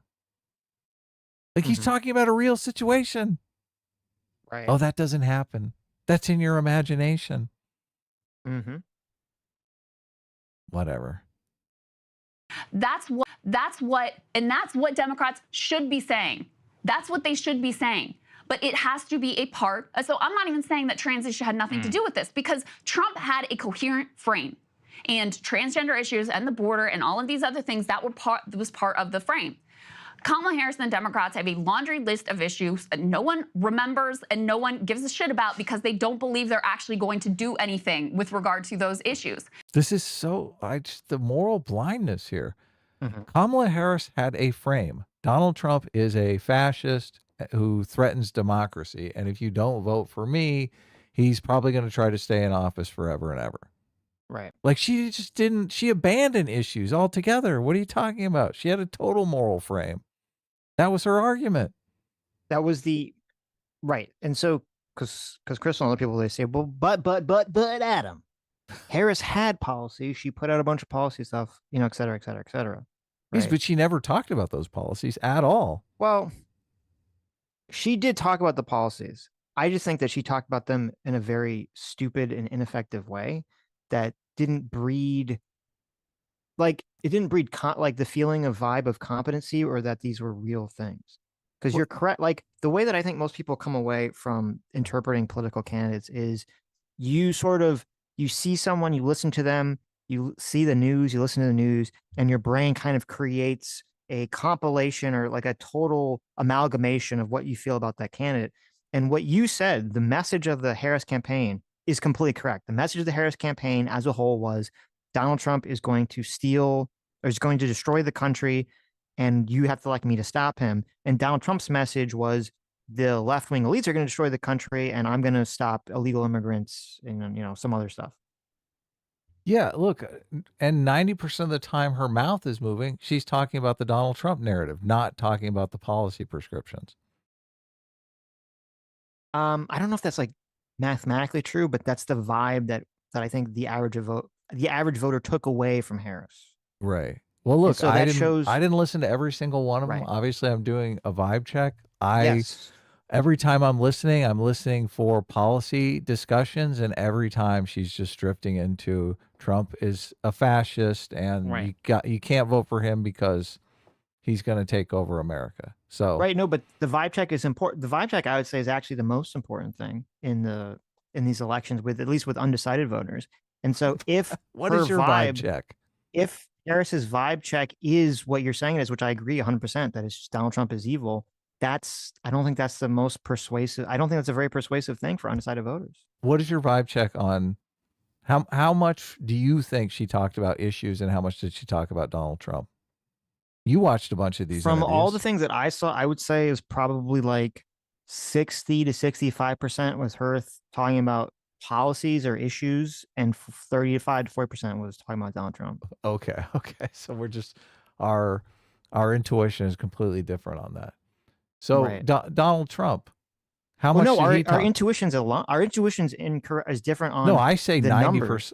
I say Right. 90%. But our intuition is aligned in terms of the image that she cultivated, that her party cultivated, that the media cultivated, was all about stopping Donald Trump. And I think part of it is because the media coverage was so centered on that. So that's what we would hear, like, beat into our faces again and again and again.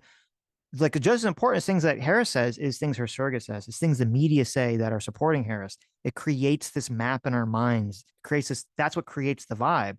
And the media overwhelmingly, when they talked about the issue, they were saying Donald Trump is evil. You can't have elect him. He's going to destroy the country. He's going to steal democracy. So that message gets attached to Harris, and that becomes her vibe. Yeah, she did so many of these interviews, and all she ever did was pivot away to Donald Trump. And I mean, I kept pointing it out over and over again. But look, I just want to ask you about the Donald Trump side, because Donald Trump also talked about Kamala Harris being stupid and all kinds of stuff. But I think Donald Trump talked about policy way more than that. Well, I think Trump, he probably talked about Harris, and it's kind of interesting. He talked about Harris by name like barely at all, like very, Yeah. very little. He would usually say like they are allowing the immigrants to flood to your country, right? They are allowing the criminals on the streets. So he talked more about like an amorphous they, which would be just like the left as a whole, as opposed to Harris as a specific candidate. But even that is in a policy context of closing the border. When Right. she talks about Donald Trump, what is the policy context? No, you're correct, because the whole stealing democracy thing and a lot of Is people not an pointed this out. issue. Yeah. It's too etherical an issue for a lot of people to like grab onto. Like, what does that mean? Like, what is the policy that Donald Trump is going to do to steal democracy once he's elected? Yeah. Yes. Donald Trump talked about issues. She talked about Donald Trump. They need a divisive politics. They need to be more aggressive in fighting and laying out their worldview. Because if you're constantly just capitulating to the Republican worldview, guess what? People are going to vote for Republicans. If you are not credible that you are going to go after the economic elites who are actually responsible for so much of the pain and the misery of this country, then yeah, they're going to vote for the side that actually does have a narrative. So Do people really believe that it's the economic elites that are responsible for all of this? Well, if you're on the left, you believe that. If you're on the right, you don't. Yeah. Or if you're on the right, you might believe it, but you think those economic elites are on the left anyway. So why would you support them? Right. that's why I say, just to go back to the original chart we put up on the screen, you know, I am someone who, like, I have been that person who's been like, guys, look at how popular progressive policy issues are. Like, you just need to talk about Medicare for all. You just need to talk about these things. And that is not enough. It has to fit into a clear, credible narrative with heroes and villains. And this is like George Lakoff 101 right here. Well, I agree that she's correct that the policies aren't enough. You do have to create a narrative. You do have to create a story that people will understand and will emotionally register with them. So I agree with all that. But it's so annoying to me because Crystal does this. They all do this when they talk about Medicare for all. They go, Medicare for all was so popular, ignoring the same poll showed that Biden's public option was more popular than Medicare for all. Right. They completely ignore that, or they just don't talk about it. If the narrative is in conflict with people's normal lives, so I do think it calls into question the credibility of whatever narrative they put forward. Of course, yeah. So you just can't. It is that manufacturing consent. They just think the power of manufacturing consent is infinite, and I think it can push people around the margins. I think the big motivating factor is reality. The reality of the situation. This is why democracy works. It measures the reality on the ground. It's the feedback mechanism. If people are already like morally primed to believe something, then it's easy to like quote manufacture the consent to get them to believe more of it. Yeah, but why are they morally inclined to believe something? Well, I mean, I'm talking about like sort of fear of outsiders versus fear of insiders, you know, some of that, like along those lines. Like there are, I think, moral things that are built into people beyond whatever the physical reality is. Sure. So as soon as it touches their everyday lives, though, in some way, shape, or form, they're like, oh, this was just a narrative. Now this is real. Right, exactly. Yes, yeah. As soon as your kid comes home and says, oh, yeah, we have 2 transgender people in my class, you're like, oh, shit. Is where the real problem is. It's not some like, you know, people said woke stuff back in 2020. Oh, you know, we should have tacked a little bit this way on that issue or whatever. No, you are lacking a story that makes any goddamn sense to anyone in this country. That's what has to be fixed. I think I understand a bit better. Yeah. I get what you're saying. In terms of if you're going to say this as just respect to, I mean, it would be like if the Republicans lost and they're like, oh, well, Trump is the only reason that we lost. And I'm like, well, I think abortion would have been a pretty big one. It would be like the idea of trying to preserve like unpopular parts of a coalition without blaming any of the people who are really responsible. So I do understand it. I don't know. I'm curious because I'm not sure if any of this exists within the party, which is a good segue to the next part about Bernie Sanders versus Nancy Pelosi. It doesn't. It like doesn't. for right now, I don't see a single. Well, the other problem is, before we even get to the whole Bernie thing, one of the things Matt Karp keeps talking about is that Democrats performed better with households over 100K as opposed to households under 100K that voted for Trump. I mean, then the truth is that people who make over 100K are predominantly well-educated and have more far left to views on immigration, transition. In fact, they think those are the most important stuff, and they don't want to hear nothing about taxation or any of that. And so that actually might be one of the bigger coalitional fights. Of course. Yeah. Of course. If Democrats are going to win again, they have to go to war with their donor base. Yeah, no, and we all know how likely that is to happen. Hey. They always pivot to the, why do they pivot to the donor base all the time when it is the votes? Look, it's counting the votes that matters. Mm-hmm. Is the donor base responsible for the horrible messaging of the Kamala campaign? Are they saying like if they don't bend over to transgender activists that the donors won't give them money? They can't get out of the framework that it's just money, and it ties into the manufacturer consent thing. Like money is obviously important because you got to buy ads, you got to get people knocking Yes, doors but and everything. look, but as soon as you like, have a message that has any virality to it at all, right. the money will come. The money will flow. Yes. Well, especially nowadays with social media the way it is. So. Yeah, I don't understand it. They got they got the causation completely backwards. Right. It's like the message is driving the popularity of the campaign, and the donors are like, this guy's going to win. We need to help. Mm-hmm. He's going to be the one in power. She's going to be the one in power. We want their ear when they are in power, right? Right. Yeah.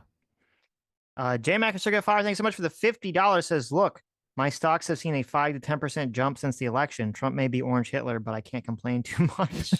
Money bags, emojis. Brianna Wu made a similar tweet. Yeah, listen, I'm kicking myself. Okay. I didn't have the foresight on Wednesday at 7 or 8 p.m. whenever the market's open. I should have immediately been like, buy all the Tesla stock. Yeah, Tesla's up like 31%. Well, I haven't looked at it today, but it's on a tear. It was up 31% in 5 days. What a fool I was. Stargate 44, thanks for $20. Says, issue is the left buys their own spin. They tell everyone not to believe their lying eyes so much that they begin to believe it, blame themselves. How can voters trust you to fix problems you don't even acknowledge are real? No, I think that's completely true. Except I would just expand it, I should say, to, I think that's how most people, when they're like telling lies, they tell themselves what they want to believe. They convince themselves first, and they try to convince everyone else. So. Tesla's down about 7% today. So this is your buying day, Sitch. Oh, okay. You can get it's on sale right now. I should have bought all Wednesday and then just sold it all, on Monday. Well, you'd be up 30%. Imagine that. Right. Most people are happy if they make 5% a year off of their money. You'd make 30% in 5 days. There you go. Yeah. Okay. I've been trying to get Sitch to get a brokerage account forever. So I know. I use the bathroom real quick. I know you want to talk about the voting thing, but you want to read super chat and I'll be right back. Okay. Okay. Oh my God. Why can't why don't we just have like a video queued up? So because I was commenting on the video. If you have to go to the bathroom, it would be, I mean, we could work this out like a real show where we just do a break where we have like a video that we bring up. Here, you can, if you want, you could press that insert video. Listen, you could press that insert ad button that we never ever pressed. Okay, and then you could juggle for the people that have YouTube Red that don't see the ad or that have ad blocker. I don't know how that works. So here, I'll just look. I'll just put my little thing up and I'll come back. We're taking a break, guys. 1 minute break. All right.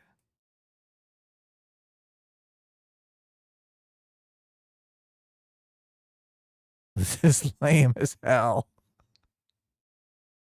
I don't know why we just don't work something out like this. This is So ridiculous. Why am I forced to read super chats? It's not my job. My job is to react to videos.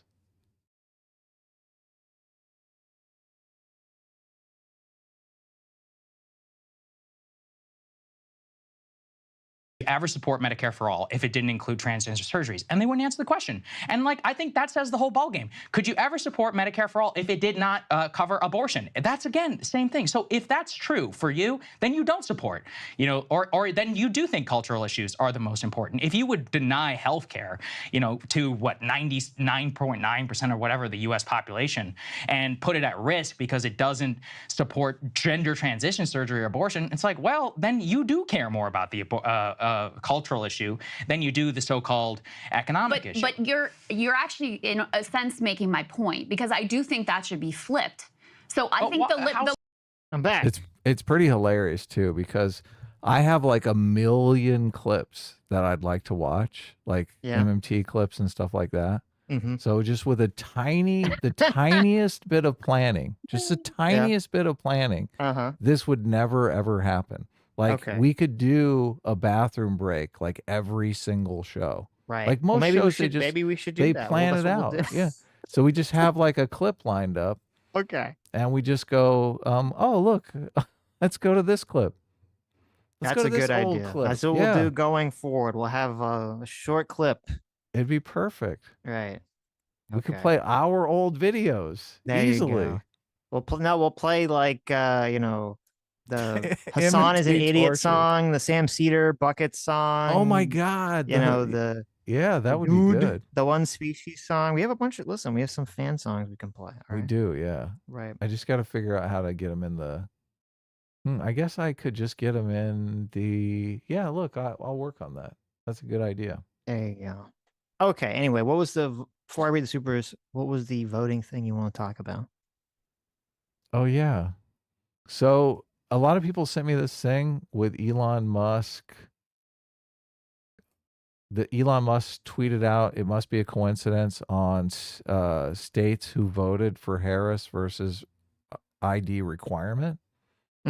So I think people wanted us to respond to this. So I think it came up kind of tangentially on the Sunday stream. So what I think, first of all, you said, which I think is a very compelling argument, that this chart isn't even accurate, that there are states that Harris won that require voter ID.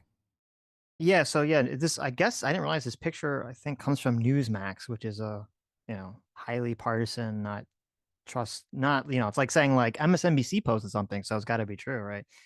So Newsmax brought up this chart. I don't know if you have the picture, and it's like, I did. It's up right now. It's like, all the states with no voter ID went blue, and all the states that have voter ID went red. Okay, so I was like, I'm curious. So I looked into this claim, and it's not even true. Right. It's not even true. Let me see. I have a tab here. It says Harris won multiple states that do require some form of voter identification. That includes Rhode Island, Colorado, Delaware, Virginia, and New Hampshire. So there you go. So it's not even true. And also said, actually, for states that Trump won, for Pennsylvania, which was an important swing state, it said this is weird. I don't know why this is like this. For Pennsylvania, you're only required to provide an ID if you're either a first-time voter or you're voting at a new polling place. Oh, interesting. Because they already have you on the rolls. I guess, but that's kind of silly. It's like you're already in the system. So if you're voting at the same place, it's not like they're going to remember you from year to year. But well, they do. In California, they have like a big voter roll. So you just say your name, and then they look on. They're like, "Oh, here you are on the voter roll." They make you. It's interesting because it says no ID needed. Every time I go to vote, they ask me for my ID. They're like, "Oh, here's your name. You got your ID." Sometimes they even check the signature on the ID to the signature on the thing. Really, in California? Yeah. And probably because I'm white. They're like, "Oh, that must be it. This guy's obviously voting Republican." Well, I know in Florida, even in Florida, before there was ID requirements in Florida, they'd still ask me for my ID anyway. And it's just because they just want to see like what your name is to look you up in the rolls or whatever. So, Right. but then, so the other thing is, so number one, the map isn't even true. It's not even a true map. But then on top of that, this is like the classic causation correlation fallacy. Because if the Democrats are running against voter ID because they're operating under the ID, and it's funny. So years ago, this was like 15, 20 years ago, back when I was a wee lad, because I'm so old now, back when I was a wee lad in high school, I had this project in one of my government classes. And the teacher had this interesting idea. She's like, I want you guys to separate yourselves between Democrat and Republican, or people that lean Democrat or lean Republican. And then I'm going to assign you to debate a position that's the opposite of your political leaning, right? Which is, I think it's a good project, it's an interesting project. So, like I say, so if you were Republican, you'd have to debate being pro-choice. If you're Democrat, you have to debate, laxing on gun control or something, right? So I was like, okay, well, my family is very Democrat. I'm very Democrat. So I, put myself in the Democrat camp, and we would walk up and she would reach into a bag of cue cards and you pull out like a random card that have an issue on it. And so the issue I pull out was voter ID requirements. So I pull that out and I read the little card and it's like, you have to defend that states should have to require voter ID to vote. And I'm looking at this and I talked to my teacher after class. I'm like, I don't understand. I agree with this. Why am I? I thought the whole point of the project was to get an issue I don't agree with. And she was like, oh, well, Democrats don't agree with that issue normally. And I said, why?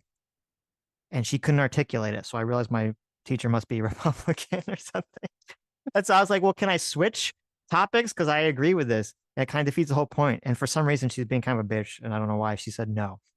So I had to go do my project on the voter ID thing, even though I agreed with it. So it kind of defeated the whole purpose. So I go, and this is like 15, 20 years ago. I go and I do all this research on the topic. And this is an issue. This has been an issue for many years, obviously.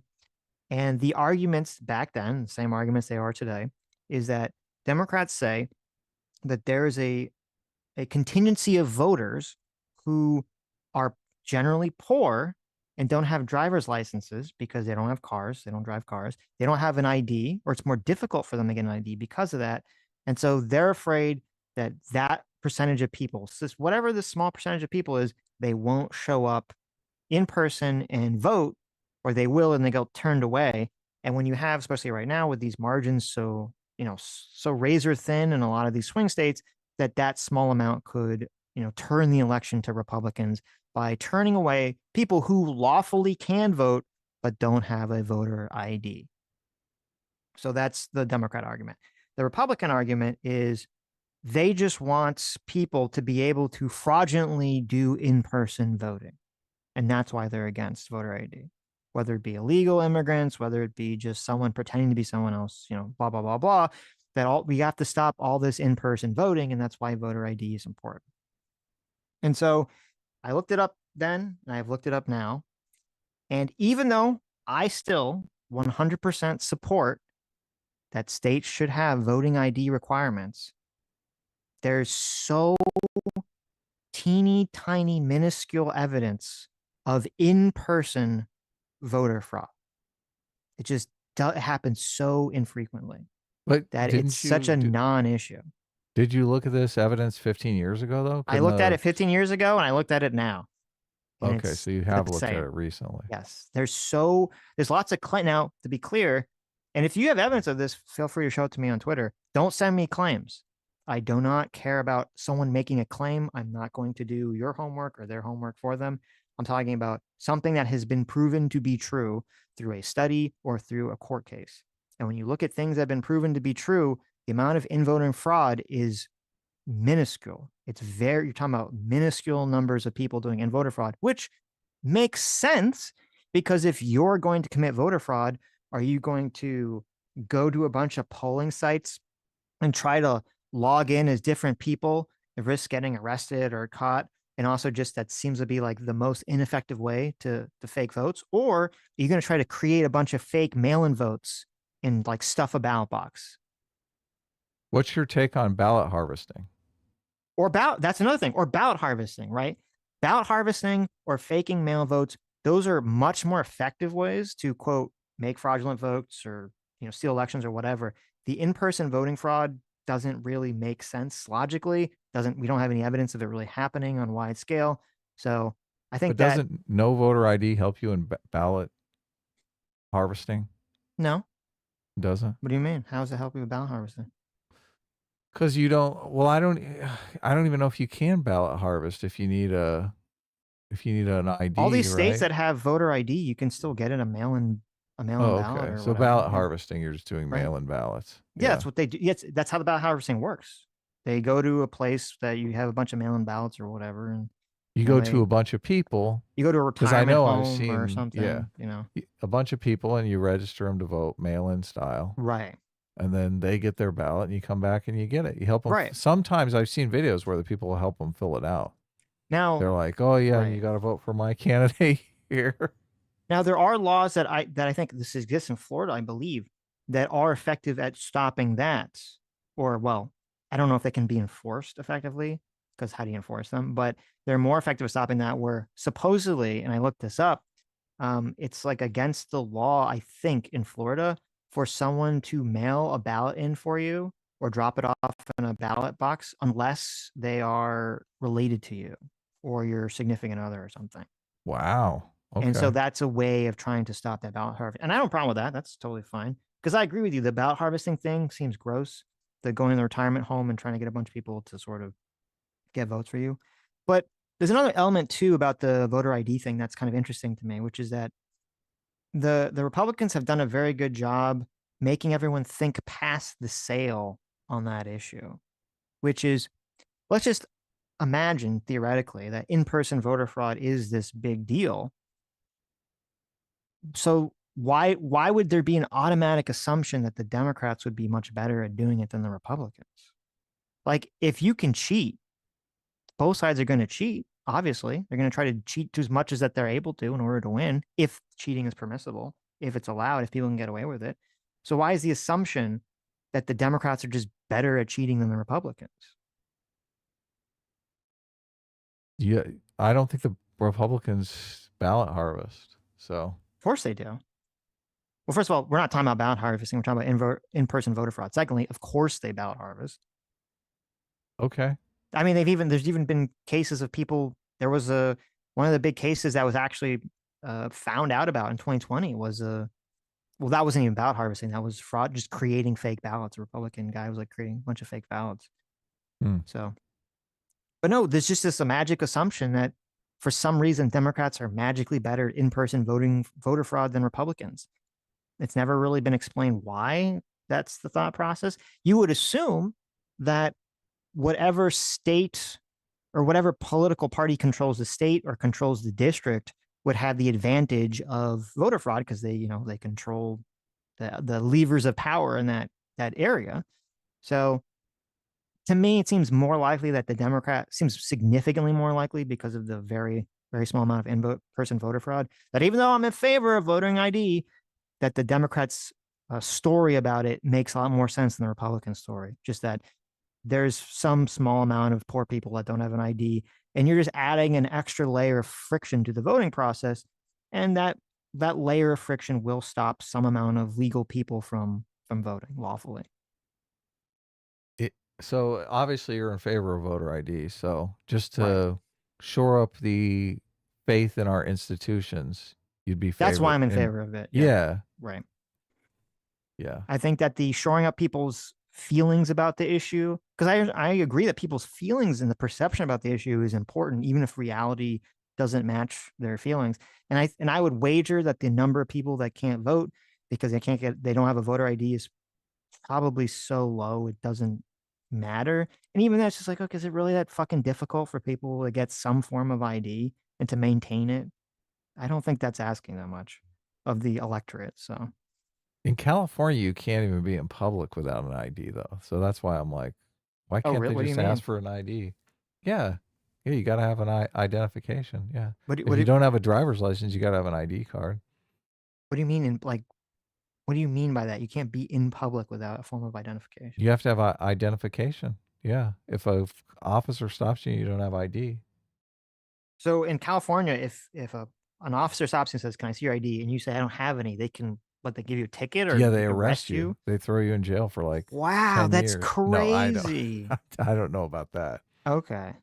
But I believe they can write you a ticket. Yeah. Interesting. So what see that now that how is it that's even insane if in California you Yeah, have to that's have an why ID, but I you don't don't have enough that understand ID it. to vote. That makes no sense. Yeah, I don't at get all. it. I don't That's get so it. sad. Like you gotta have Yes. an ID. That's hilarious.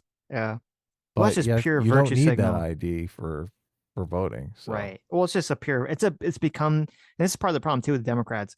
It's sort of melded away from this whole like they just don't want to have this small amount of poor people not be able to vote to now it's like become the you're racist issue.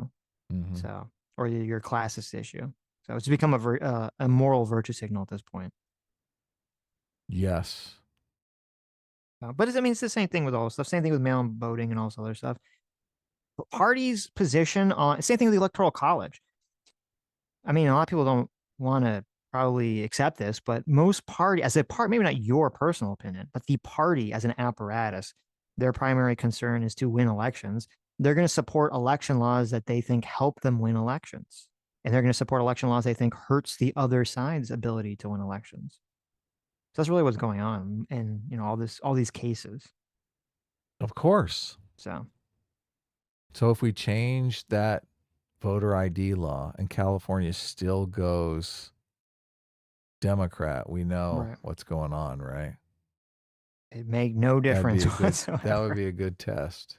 Now, what I'd be interested in seeing, I haven't actually seen it. I'd be interested in seeing, has anyone done a study of a state that had no voting ID and then had voting ID and to see like what was there actually some amount of people that were depressed from voting or did it make no difference? I'm sure someone's done a study like that. So Right. That would be a good study. Yeah. right. I've would only seen the guess it videos. doesn't do anything. So. I've only seen the videos of like the little old lady that they hire to go out and ballot harvest for them. Mm, And I saw one where she was ballot harvesting for a Republican, but she said that was super unusual, that 90% of the ballot harvesting she does is for Democrats. right. And she even was like, yeah, I don't like doing this for this Republican, but whatever. She's just like all snooty about it. Well, I think I'm fine with the voter ID, but I think they should be expanded to like student IDs. I think should be acceptable.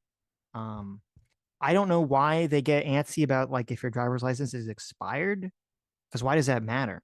You had a driver's license that the state gave to you and saw that you were that you were a citizen at that point. So why does it Student matter ID if it's is more expired? difficult because then you could vote in your where you're going to college and also vote back home if you have like a mail-in ballot back home, because the states don't look at their voter rolls. They don't match their voter rolls, so they don't know if you voted in There has to Texas be some and way for California. this. There has to be some way for this. If you vote in one state and you try to vote in another state, there has to be some way of it registering that. Otherwise, I don't think there people would is, do that though. like crazy. Maybe they do it like crazy. No, because I remember there's a lot of people that were voting in the wrong state. Because that's something that does happen is people will move states, but then if they move from a swing state, like if they move from a swing state to California, they might vote still in that swing state because they think their vote matters more. They don't Mhm. vote twice; they just vote in the swing state. So Right. there has to be some way of the system catching that information, or I agree, there should be a way of the system catching that information if there isn't. But even if you have a student ID, that doesn't. I don't know why I don't know how that would be different than having a driver's license to solve that problem. So, because you would just say, well, what are you going to say that they can only, if they use your university ID, you have to vote in the state or the county that your university is? I mean, maybe you can make some rule like that. That would make sense. There's one So- thing we can be certain of. There What? was no voter fraud in this election because Republicans won. We all know. There you go. Because Donald Trump won, obviously there's no voter fraud. Yes, of course. It's so funny. Did you see like the lead up to this election? There's all these people, oh, look at all the voter fraud. All this voter fraud. It's everywhere. I've seen it. And then Donald Trump wins. Oh, disappears. It's all gone. There's no voter Did you see fraud. them posting the jump again in some state, comparing it to Donald Trump's hairline? They're like, it's too big to rig. I did see someone post. I didn't look into it because I'm assuming it's bullshit. But Democrats are still trying to rig it. right, because that's what they always do. This like, oh, they get a bunch of votes, they stop updating the total, then they update the total again. Oh, it jumped up. Oh, it's been rigged. It's like, oh, it's it is emotionally tiring to see like people just believe whatever they want to believe again and again and again and again. So Yeah. on the left and the right. Just learn to capitalize on it so it's not as emotionally tiring. You I see guess. stuff like that and you're like, wow, Mm. customers. Oh, well, that's the political strategy for most people. So That is the grift. Yes. that's the grift. Anyways. Alex Wright, thanks so much for the $5. Says Christy Nome as Secretary of DHS is bizarre. If you thought zero tolerance was a circus, this mass deportation program seems like it will be a mess. It's going to be interesting if we watched that clip on Sunday. There was that family that was talking about how like, oh, only, even though my family members are illegal, I'm not afraid of them getting deported. It's only going to be like criminals get deported. And listen, we may very well see a video of that same family a year from now crying I saw about, some their family getting deported. So I guess we'll find out. I saw some video that was like a instant regret video, Right. but I didn't watch it, so I don't know if it was like a similar situation where the family voted for Trump and then all of a sudden Trump is coming out with all these people. I think the one that the Democrats are spreading around is the guy who's saying, "Oh yeah, we can deport the whole family." So Yeah, that was what was his name? Tom, that's the immigration czar guy. yeah. Trump immigration. So that's got to Sorry. be if Tom you're in a Homan. if you're in a situation where you're thinking, I'm not going to get deported. He's only going to deport the criminals. But then all of a sudden he's like, yeah, we just deport the whole family. You're probably going, I'll say ouch. there's also a it's interesting because a lot of people were voting for Trump on the basis of pro-isolationism. And so far, supposedly, a lot of the people that he's been pointing to pick to staff key elements of his White House are very hawkish neocons on Ukraine, Russia, China, Israel, all these things. So it'll be I thought interesting he to had a see. no neocon.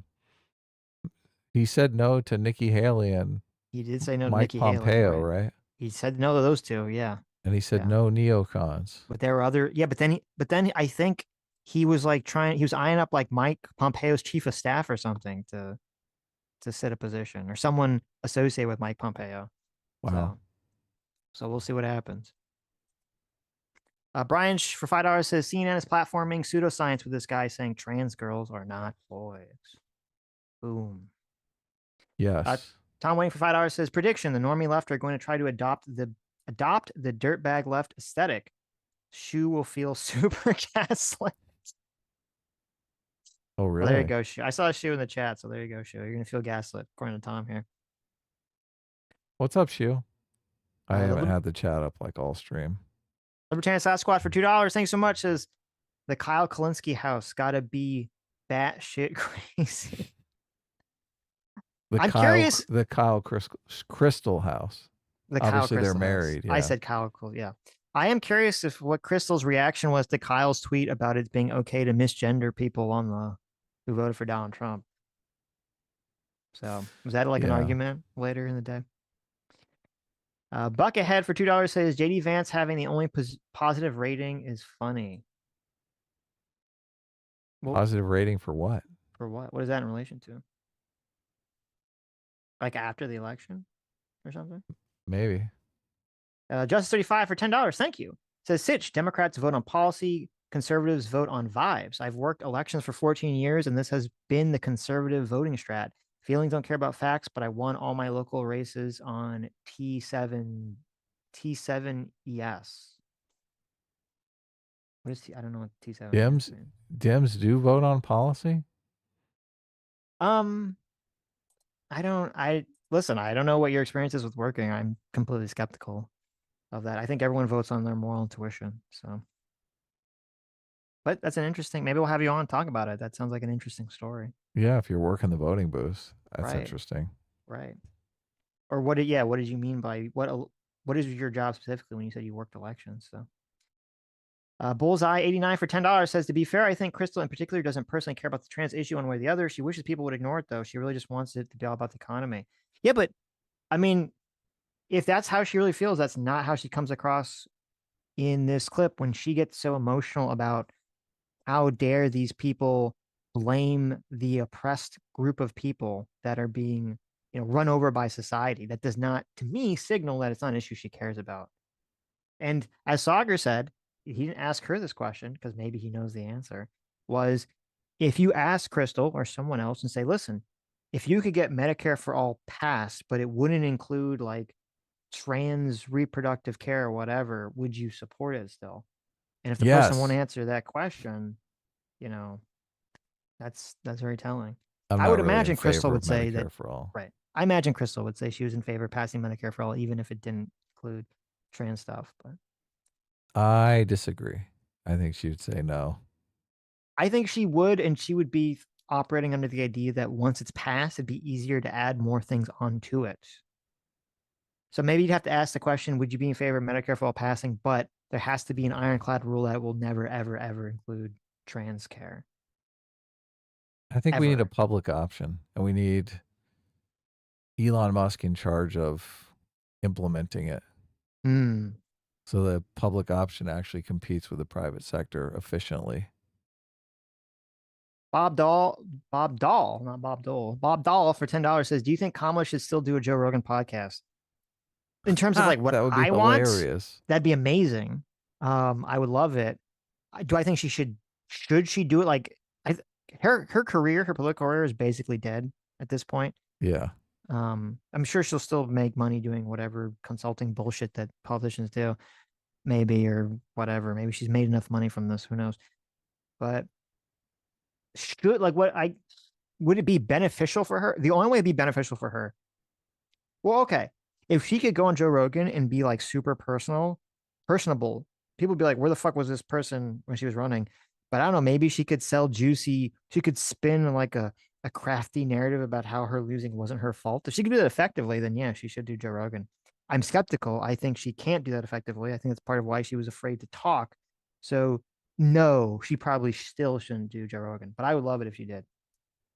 This happened with Romney. Romney was in a documentary that followed him and his family around.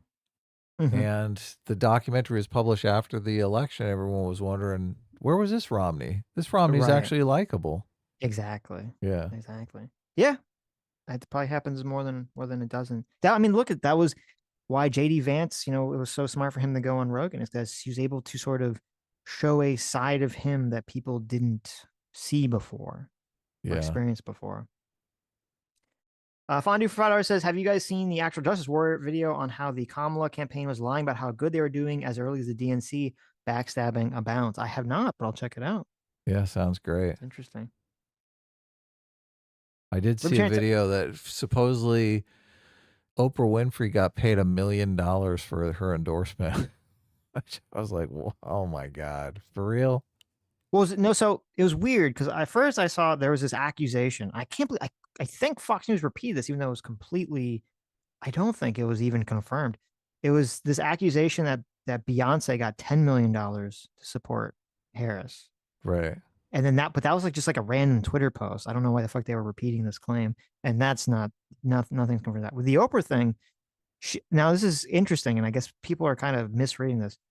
Because Oprah said that she didn't get any money at all personally. Yes, I saw that. For doing this. But then there was this report that Oprah's production company got $1 million.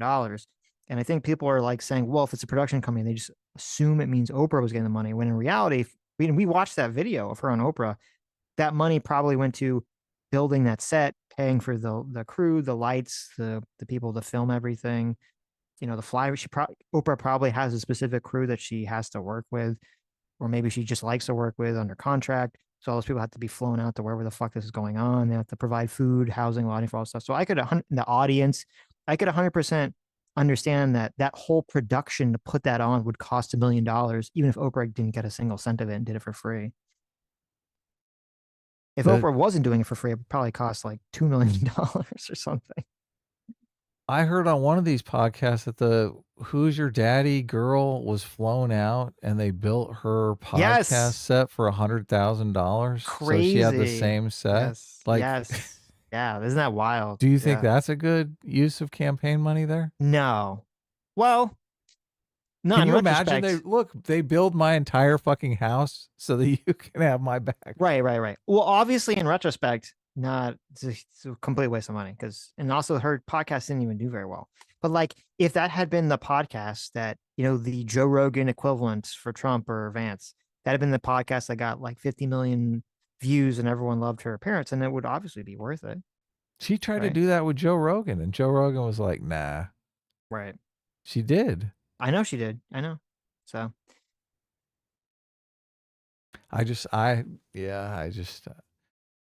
seems like a waste of money. well, I don't necessarily agree because, again, as I said, if it works, it's not a waste of money. If it had got her votes, it's not a waste of money. It just didn't work. Right. And yeah. the reason that she had them I It's imagine. almost like the message is more important. Well, I agree, but presumably the reason she had the Call Her Daddy go fly out to Harris as opposed to going out to wherever she was, is that she's too busy campaigning in the swing states, that she doesn't have the ability or doesn't want to take the time out to fly all the way out to wherever the fuck the podcast is being filmed. So, right. Now with Rogan, I think it was a bigger mistake. Obviously, she should have done Rogan, but where was I? It's all over now. So it's all over now. Yes. It's so funny. You look at content before the election and you're like, this is old. Yep. After the election, you're like, wow. Everyone has a completely different perspective. Right. Libertarian Sasquatch for $2. Thank you so much. Says, as a parent, I always worry what they are teaching. True. Of course. Of course you are. Of course you do. You're probably Right. terrified if your kid is in public school right now. Right. I know I would be. All these people seem like idiots. It was fine when they were just teaching the curriculum. Now they want to indoctrinate your kid. And they're like, what? This is the American Medical Association accepts this. What? I'm doing some good in the world. Mm-hmm. Mr. Millman for $5 says, have you guys seen any of the Dragon Age Vile Guard wokeness stuff? Some of the cringiest dialogue in full cutscenes talking about being a non-binary. No way. Oh my God. Horrible. I had not seen that, but that sounds terrible. I'll make sure that I see it so that my day can be ruined. Ugh. I did see like screenshots of the Dragon Age characters and the models, character designs. And it was interesting to me it's fascinating to me how like you can look at a character design and there's nothing like overtly political about it, but the way the characters are styled, like just the shape of the characters, kind of like they use hard edges or soft edges, just the way the character overall looks, you could be like, okay, I know the vibe of the person they were going for when they modeled this character, and I could see the politics just in the character design. It's very interesting. Is that like an attractive look to a lot of people? They're like, I want the androgynous person. If you're on the left, I guess. Right? Well, I know beauty standards change over time, obviously, so maybe it's like a huge thing. Androgynous is like, right. If you're androgynous, you're going to be cleaning up the ladies and the men, right? I mean, or nobody. Yeah, that's my intuition is like nobody, like zero dates. Right.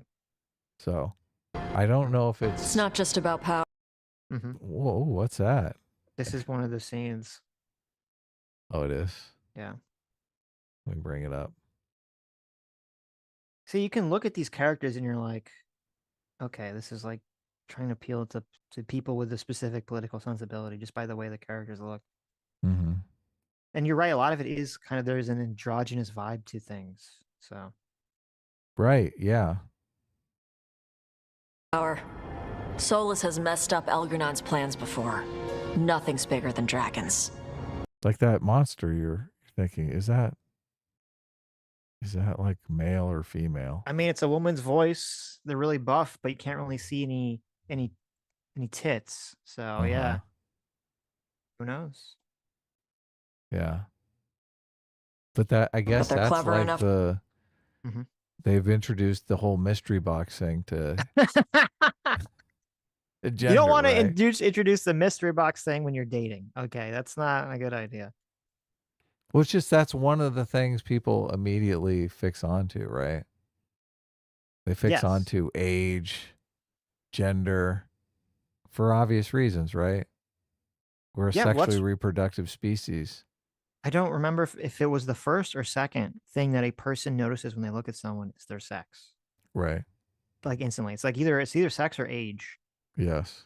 And it's like, yeah. And so obviously, and there's obviously an evolved human reason for why you do this is that you want to look at someone and understand if they're a potential mate, a potential threat. Right. To take flight once they smell danger. Algernon smelled danger. Whatever the reason, we made it through. And this time, no dragon escaped. Thanks to Tosh. That's why we recruited her. We're gonna get hit on copyright on any of this stuff. No. Just a Are you scene from a sure? video game. Yes. Okay. Actually, Tosh uses them for themselves now. They asked us. Oh my god. Jesus Christ. No. Oh. No, really? In our fantasy Dragon Age, you got to be like, not only do you have to include non-binary pronouns for like a character creator, but they actually have to have a scene where someone gets misgendered. Right. Jesus Christ. This is so sad. Just to let folks know. This So, leads to now your you do. kid being sterile. It does. I mean, it really does, right? So If your fucking kid cringe. if your kid decides they want to be goth or punk or a jock, right? Mhm. That doesn't end up with them being sterile, right? No, not Yeah. usually. No, Yeah. it's true. Ugh. They asked us to let folks know. So now you do. Yeah. I appreciate it. Thank you for telling. So that is the blue person. They're they, them, Adam. That's, Oh, okay. you're not supposed to know if they're a girl or not. Right. Yeah. Me. That's why we recruited them. So what's our next? Hmm. Wait, is this actually like in the game? There's an achievement. Wait, chat, is this real? This is an actual achievement in the game that's unlocked. Tosh explored their identity. Move, Rook. Arlithin. Is that right? real? I'm pulling a bar. Oh my god, anyway. That is insane. Wow, I hadn't seen that. Recruited her. You gotta explore your identity in this game, Sitch. Is that real? It's real. Everyone says it's real. It's like a fucking achievement. Oh my god, that's so sad. So sad. Look up Barb from the Vile Guard. I don't know if we have time to do all that. Maybe we'll do it tomorrow. Caleb Provider says Chuds are more aware of sex ed curriculum in California and less aware of Trump's promises to abolish the Department of Education. Politics is cooked. First of all, Caleb, you should never use the words Chuds ever. Okay. That's like the worst. That's like the biggest signal. This might as well show up with like pink hair dye before you say any political comments. So anyone to the right of you is immediately going to just dismiss anything you say. So He's talking about abolishing the Department of Education, but then in that video he says they're going to use some institution to mess with the accreditation of certain colleges. Wouldn't that be the Department of Education? I'm not sure. Well, first of all, you're correct. I don't think they're going to be able to, I don't think they will abolish the Department of Education. I think they'll use the Department of Education to try to drive woke stuff out of the schools, probably. But even if the plan was to get rid of the Department of Education, you understand that most of the people that support Trump, they like that. They don't dislike that. So you saying that they're more aware of sex ed curriculum in California, those people are also going to be in favor of Trump abolishing the Department of Education. So yeah, I don't agree with abolishing it, but Well, they're saying the Department of Education is the one that's forcing all these woke standards on the local school boards and stuff. So that's why Right, they want to exactly. abolish it. And Whether the that's Department of true or not, but- Education came around with Carter, Jimmy Carter Mhm. was the one that introduced the Department of Education, which Hmm. is not Tom that Waiting, long ago. So right. Tom Waiting for $5 says leftists are pro science unless it's basic economics. oh yeah, Right. that's true. Yeah, Or unfortunately. evolution regarding sex and gender. PC for $5 says, now you understand why JMac is so fit. Swimming in gold bars each day is hard work. Oh yeah, This is that's true. This is true, definitely. JMac. I believe it. Anonymous Cow for $10. Thank you so much. Says the Democrat power struggle after a loss from a diverse coalition of voters is the only way to end identity politics. Sam Harris changed his tune on get the Democrat in office first and deal with wokeness later. Yeah, no, I mean, I don't know if he changed his tune before the election, but his post-election video, he was definitely ripping ID politics a new one, and he's trumpeting that this is the end of it. I hope so. I'll be cautiously optimistic on that endeavor. I don't think so because I think it's a bottom up process, and there's just too many people that this is their religion now. They're not going to give up their religion. We'll see. I'm very curious to see what happens. Lethal Train for $5 says Trump learned how to make his favorite food, McDonald's fries, by an hourly worker and honestly enjoyed doing it. That's a huge moment in politics. I agree. Yeah, it was interesting. There was some data that was showing that Trump working at McDonald's was like one of the most shared or seen images by people in America more than anything else for the campaign, which is fascinating. It really shows the disconnect between like the average voter and people that talk about politics. Because I mean, we covered it, we talked about it, but I would not have thought that would be like the viral image. Donald Trump in the fucking little McDonald's apron, wave out the window. That everyone's gonna see that and go, "Oh my god, that's my guy. He worked at McDonald's." It does show a respect for the working class that, I mean, the Democrats, they exude disdain for the working class. True. Yeah. That's very true. And it's funny. Sammy keeps saying, like, how can you say Donald Trump's a narcissist when he worked at McDonald's? Yeah. So, yeah, I'm sure a lot of people perceive it that way, too. Well, also, a lot of people constantly say Donald Trump surrounds himself with yes men. But I Right. hear that he also surrounds himself with people that he's constantly getting feedback from. Right. Like he always wants to know what's going on in different people's lives. So those two ideas are completely in conflict. Well, whoever's idea it was, I don't know if it was Trump's idea. I don't know if it was his chief of staff's idea, or the campaign manager who's now his chief of staff.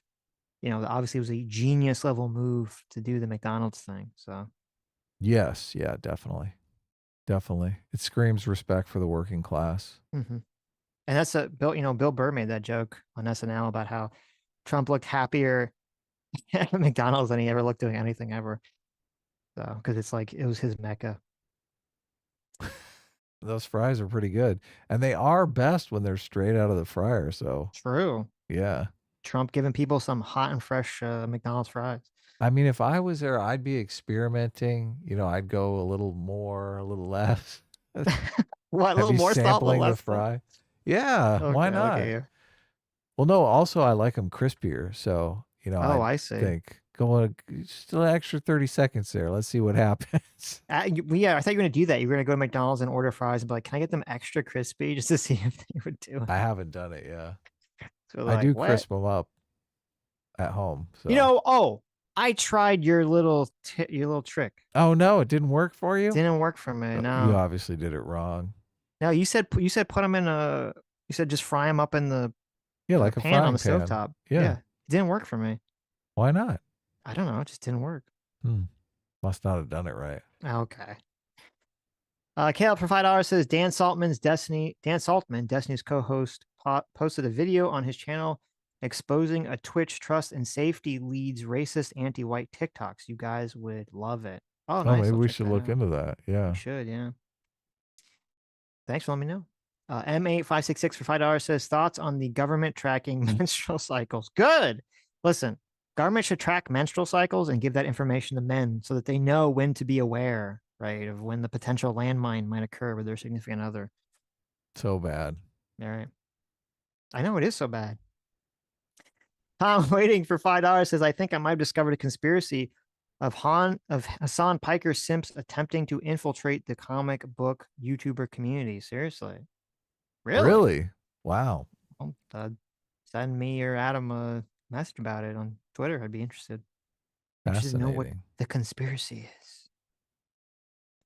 Undersay for 5 Canadian says, did you gents sour on Spotify? Haven't seen an upload since the Kamala flub. Sitch. You're the one that does it, not me. What do you? Why? I was waiting for CT you. was doing it. What are you talking about? Oh, right. Well, I guess either Adam will pick up the slack and do it, or no one will do it. So Yeah, we've soured on Spotify. I guess we've soured on Spotify as the answer to the question. CT was doing it. We haven't got someone new to do it. People have been telling me. Sometimes people will comment, what's going on with the Spotify, and someone else will comment, oh, you just use the YouTube app. It's fine. So, or the YouTube Music app. So don't be afraid. Download the YouTube Music app. You can do everything you were doing on Spotify on the YouTube Music app. Cameraman 502 for $2 says, male female sex only forms affects a tiny population. Crystal. Yeah, it affects everyone. What are you talking about? Bullseye. Every time 89 I see non-binary there, I want to spit. Right. I want to spit on the floor. Motherfucker. Bullseye 89 for $2 says, sigh. Okay, I take it back. Crystal's crazy. Oh. Yeah, Bullseye earlier said, like, I don't think Crystal particularly cares about the trans issue. He watched more of the video and was like, oh, wait, maybe not. Tom waiting for $5 says, remember when Kyle Kalinske and Sam Harris were friends? I don't remember that. Maybe. I mean, that would make sense, but I don't remember that. So, I mean, they both have massive TDS, right? There you go. Both hate Trump. Sketch for $5 says, fun fact, a lot of men's sports leagues are open to women to participate in. Women's leagues were made to be exclusive, not the other way around. That's very true. I did know that, yes. Yeah. Right. It's fine for the women to compete with the men. They even gain status when they do that. They're like, oh, badass. What happens to the status of a man that competes with the women, though? They get downgraded. Downgraded, exactly. Yeah. M8566 for $5 says, Sitch video when the world needs to understand how bad Harris is at politics. Yeah, there's 2 videos I'm interested in doing. That would be the second one. The first one I want to do is the stupid 80 million people voted for Joe Biden and only 10 people voted for Kamala Harris. So therefore, proof of fraud. That's the first one I want to do. Nice. Orion for 30 months. Thanks so much. Says, Sitch video when? Don't tease us. Soon. Eagles Train for $2 says, the I'm a Real Man ad lost her the swing states. Yeah, that's another good point too. I mean, I don't know if it literally It wasn't her campaign that did it, so. Was it Super PAC? Yeah. Yeah, that shit was cringy as fuck. So horrendous.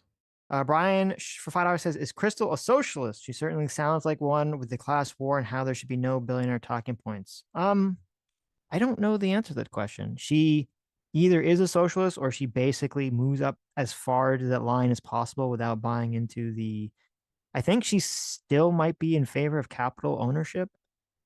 So I don't know if she's fully a socialist or not. Right. Guru Ralph for 28 months says, anyone else think Crystal's looking more manly and Kyle's looking more feminine? No, I did not think that. Terrible. Angry Bellsprout for $5 says, your body, my choice applies to women murdering children and husbands. Vax mandates selective service, but it's great when those bodies have no choice. Yeah, that was always the problem with the whole argument about they only care about abortion because they want to control women's bodies. It doesn't. I mean, I think it just intuitively people understand. Maybe people don't love, but I just think it's a total bullshit, false argument. So, as someone who is pro-choice. J-Mac, thanks so much to Circuit Father. Daddy J-Mac for $20 says, also, happy late Veterans Day to all the veterans chatters. Thank you for your service. Oh, yeah, thanks a lot. That is true. Thanks for your service. It was Veterans Day yesterday, so happy Veterans Day. It was. Yeah, I talked to all my family members who were in the service. So Automata for $5 says, by the way, Crystal just released a segment doubling down on Jon Stewart's take, as apparently he destroys all of you leveling such criticism. Oh, really? Oh, well, maybe we'll have to you're check going. that out. So you're just going against the voters. I don't know why you'd want to do that. Because, listen, it's like the Skinner meme. It's like, am I out of touch? No, it's everyone else. Right. So, because then she'd have to acknowledge that like key parts of her worldview are just totally wrong. Yeah. I read a lot of these books on the transgender stuff, and as a scientifically minded person, I just think, yeah, the science is flim flam. It's funny because I saw the Daily Show's original reaction to this, and it was without Jon Stewart. I don't know what's going on with when he's on and when he's not on. And it was actually kind of funny. It was them jumping, like the host, I don't know what her name is. She was like, okay, why did Harris lose? And they just kept jumping to different pundits on news stations, all saying the exact opposite things of each other. Like he wasn't left enough. He was too left. She was too anti-Gaza. She was too pro-Gaza. And I'm like, okay, that's funny because that's an accurate depiction of the political landscape right now. The ecosystem is that you can literally get a pundit saying everything you want to hear on both sides. So it was Right. weird then that I guess weird, but stupid that Jon Stewart comes in and he just kind of burns it all down with his pretty dumb take on the whole issue. Because he just ends up being one of those pundits. Yes, exactly. Makes sense. And it's unfortunate because we talked about this years ago. We covered when Jon Stewart was off the Daily Show, he had a podcast, and he had one episode that we covered, and he had his whole writing staff surrounding him, and they were all like young woke kids. And you could just see that either he had been completely indoctrinated by his young woke staff, or he's just very desperate to keep up with them. And, yeah, we covered all that. Yeah, basically made him woke as fuck. It was like desperate. Yep. Seemed very desperate to be relevant to me. Ryan for $10 says, to be fair to Newsmax, they said some states don't require photo ID. So there might be an ID requirement, but no photo requirement. Oh, I mean, I guess that is the sanction. So, I mean, it's still kind of a bullshit thing in terms of how people are using the information, implying that the only way that Harris would win is if there's voter fraud in the state. But I understand what you're saying. So, but yeah, they're making a partisan talking point. True. X Hunter for $5, the same thing. Yeah, you're reading the map wrong. It shows the states don't require photo ID. Not that it doesn't require ID at all. Yes, that's true. But again, the narrative, the point of it is supposed. Well, maybe I don't know if to be fair to Newsmax, because I haven't seen the actual segment. I don't know what their point was, but I saw Elon Musk and all the people on Twitter that were posting about this. They're all trying to either say or imply that the only reason Harris won is because since they don't have voter ID, that must mean that there's all this in-person voter fraud going on, and that's why Harris won, even though none of them have any evidence of that, and there's never been any evidence of this massive amount of in-person voter fraud at all. So, on the meme, they have some states say no ID and some say non-photo ID. Right. Yeah. Mad Knee 85 Friday says, I grew up in a majority black city, never once met an adult black person. Oh, my thing just crashed. That was a bad time for it to crash. I've never once met an adult black person. Well, they exist. I'm telling you, they're out there. They're out there somewhere. I've never once met an adult black person who didn't have a driver's license. Same with poor white people. Yeah, I do think that the fear of it is overblown. As I said, I've never seen a study or I haven't seen a recent study, I should say. I did back in those days. I haven't seen a recent study on comparing a state that switched to voter ID to see if it really had any effect on the voter turnout or not. So I wouldn't be surprised if it's like 0.5% or 1% or something. Well, I could see it being more relevant with young people who are like, I just turned 18 and I don't have a driver's license or an ID. So, well, that's another issue too. That is another issue as well. And they want to get those youngins voting because it helps Democrats. True. That's a good point. Satan, look at that. It's Satan for $2 says Sitch wants voter ID. The rest is political noise. Yeah. Okay. I mean, if you want to ignore the entire argument that the Republicans are making about it, I guess you're free to do that. No, that's As I a expect from compliment. Satan. What are you So. talking about? That's a compliment. Brian for $5 says, and I would expect Republicans and Democrats outreach to those without ID, and I think it's a social good to get people back in the fold with an ID. I agree. Stargate 404 for $10. Thank you. Says, I think the left fails to recognize how their hypocrisy gives voters whiplash. Double standards for protesters during COVID, presidential age and acuity, security of elections, accepting results, political rhetoric and violence. The list goes on. It adds up over time. Yeah, the big political whiplash this election is right. Donald Trump is a fascist, a fascist. It's the end of democracy. We have to honor the peaceful transfer of power to the fascist. We are Democrats. The hypocrisy would be them saying it's a threat to democracy, but then they have a candidate who was not elected through a primary process. Well, right? that Would too. be the hypocrisy. Yeah. So, Well, that's I mean, hypocrisy, but I'd say like the political whiplash is how can you believe that what you're saying is true if all of a sudden you're going to submit to the peaceful transfer of power to a fascist? Right. But they're talking about like the perception of double standards. So I see the double standards.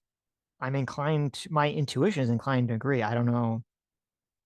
I don't know if the actual, I guess I'll go look at that poll that Sawyer brought up. I'd be curious. Did swing voters who didn't vote for Harris, how much were they affected by the fact that Harris was like not chosen through the democratic process of a normal primary, or that she was probably lying or potentially lying about Biden's, cognitive decline. So that affected their vote. That affected I don't know. them That's what I'm not saying. I don't showing know. up. I have no clue. So Mr. Middleman for $2 says apparently Carrie Lake's election was rigged. Rolling eyes, laughing emoji. Because she lost. Because she lost. Right. That's pretty funny. Even though every Trump time I won, hear her speak, she sounds completely smart. I don't know why she keeps losing. I think doesn't she? I don't know. I haven't really heard her speak that much, but yeah, does she have a lot of unpopular opinions? Maybe. So. Well, there you go. They rigged it so that she lost Arizona, but Trump won. Not a very good job rigging. Grassroots hegemon. Oh, did you see? It's very interesting because there were a bunch of people who would like. So there were people that voted for Donald Trump at the top of the ticket, but then voted for AOC in her district. Did you see this? That's great. That's awesome.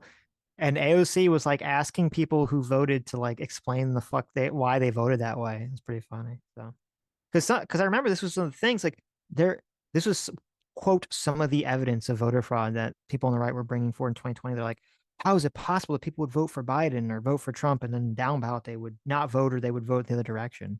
So just because they didn't understand it, they assumed it was fraudulent, even though you literally had this going on in New York with AOC. Right. Grassroots hegemon for $20. Thank you so much for $20. Says I lived in Butler, Pennsylvania, and the only voter fraud I've ever seen in my life was a Republican trying to vote for his dead mother 20 times for Trump. LOL. Well, there you go. Yeah, I mean there is voter fraud. It's just it happens through ballot harvesting, like you were saying, or happens through mail-in voter fraud. It doesn't really happen. Like when I was looking at the in-person voter fraud, we're talking about like 10 people. 100 people in the entire country, right? Out of the millions of people. It's just a very small number of people. I do think it's plausible that the mail-in ballots went out to households in 2020 and people filled them out for their family members. That seems the most plausible to me. Yeah, but that would only be fraudulent if if they did it without their family members' permission. Which doesn't seem, I would probably imagine that didn't happen most of the times. That most they households said seem to be on board with who they're going to vote for. So they said, yeah, go ahead, fill it out. I don't care. Which, yeah, like, oh, I mean, maybe that happened, but I don't. Is that really? I mean, don't you make your wife fill out your ballot? Well, I guess this is like. I mean, it is definitely a gray area, right? I don't think it is. If you get the ballot and you're like, honey, do you want to, I'm voting for Trump or Harris, and they agree with your choice. Why does it matter who physically signs the little, or not signs, but like checks the little box? Obviously, they should still sign for themselves. But did they send ballots out to people who weren't registered? People who were just like they knew about and they automatically registered them? I think That's what I would need to know. I think some states, I it think they was did like that. as soon as you I believe some states, I don't know which states it was. I believe there was a handful of states that in 2020 it'd be like if you were, it's not if you weren't registered, if you were registered or you had just turned 18, you'd either be automatically registered and they would send you a ballot. Yeah, see, that's Yeah. some shady shit right there. Why is that shady? Well, if you have 4 people in a household and Mhm. none of them have registered to vote, and all of a sudden you're going to like automatically register them and send ballots out to the household. I don't think you should do it, but again, it wouldn't be illegal or wrong unless the person who did it, like they said, "Oh, who do you want to vote for?" And they said, "Oh, I don't want to vote, or I want to vote for the other person." And then the person lied and, filled out however they want to fill it out. This is why the voter turnout was higher in 2020. It was because there's a bunch of people who probably wouldn't have shown up because they didn't give a shit enough to, but they got a ballot sent to them. They said, I might as well. It's right in front of my face. And they just, punched in whenever they punched in and mailed it back. Or their kid did. Or their kid did, yeah. Yeah. Scarlock for $10 says Generation X is a bigger supporter of Trump than the baby boomers. Why is Gen X so base and boomers so fail? They're supposed to be more conservative than us due to age. I could have swore it was the other way around. Wasn't it? I thought the only age demographics Trump that Harris won was the Generation Xers and the seniors. Yeah, over 65. Right. And she only increased her margin by like a percentage. It was very little, yes. Yeah. So.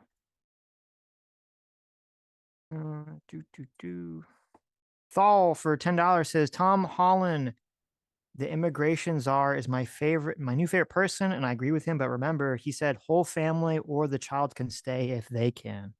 So yeah, there's a little addendum there. I thought he said the child could stay with some other family member that was legally here. Well, that's what that would mean. So Chad in the chat says, in Michigan, they automatically register you when you get your driver's license. Well, that would be, there you go. They do that in California too, but you got to click a box. I don't have a problem with them automatically registering you, or if you have to click a box, but I don't agree with them automatically sending you out a mail-in ballot. I think that's going too far. Yeah, when you register to vote, you have to register for mail-in ballots only. Mm-hmm. So. Oh, really? Yeah, you got to specify if you want a mail-in ballot or not. No, but like if you get a mail-in ballot, you can't show up and vote in person. You can, sure you can, but you can't mail in your ballot and show up. Yeah, well, obviously. Sure. Graduate Hegemon for $10 says, "Don't be rude. Crystal is a strong passing trans woman of bronzer." Oh, terrible. Ooh, how dare you. Thal for $5 says, "Remember, boys, the 14th Amendment is the anchor baby rule, so the child has a choice, the parents do not. Hence, it's choice for the child." Okay. Yeah, because the child's an American citizen. Right. But is it really a choice for the child if the child's they're going to go with their parent, unless they have put them family up for members adoption? they can stay with. I guess they could put it up for adoption. Why not? Well, I guess if they really want to. Just dump them off at the fire station. There you go. Maybe Bruce Wayne will adopt them. They could be the next Latino Robin. Justice 35 for 26 months says, "I've run governor races." Oh, look at this. "I've run governor races, state senate, state house of reps, big city, small town mayor races, etc. Happy to chat anytime for my S-class general." Well, nice. listen, Let's get it. Justice on. Be curious. Lethal Train for $5 says $100K for that set. She's going to build 3 million new, quote, affordable homes. That's funny. Oh, yeah. That's funny. Spending like a drunken sailor. Right. She could have built a home for that. Mm-hmm. Alex Wright for $5 says, "Sitch is right. Mike Waltz for National Security Advisor, Marco Rubio for Secretary of State, Brian Hook, transition lead for the DOS. These are neocons." Yeah, it would be very, very interesting to see what the internet right political pundit position will be if Trump just gets all the same kind of neocons that all the isolationist populists do not like, and what their reaction to that will be.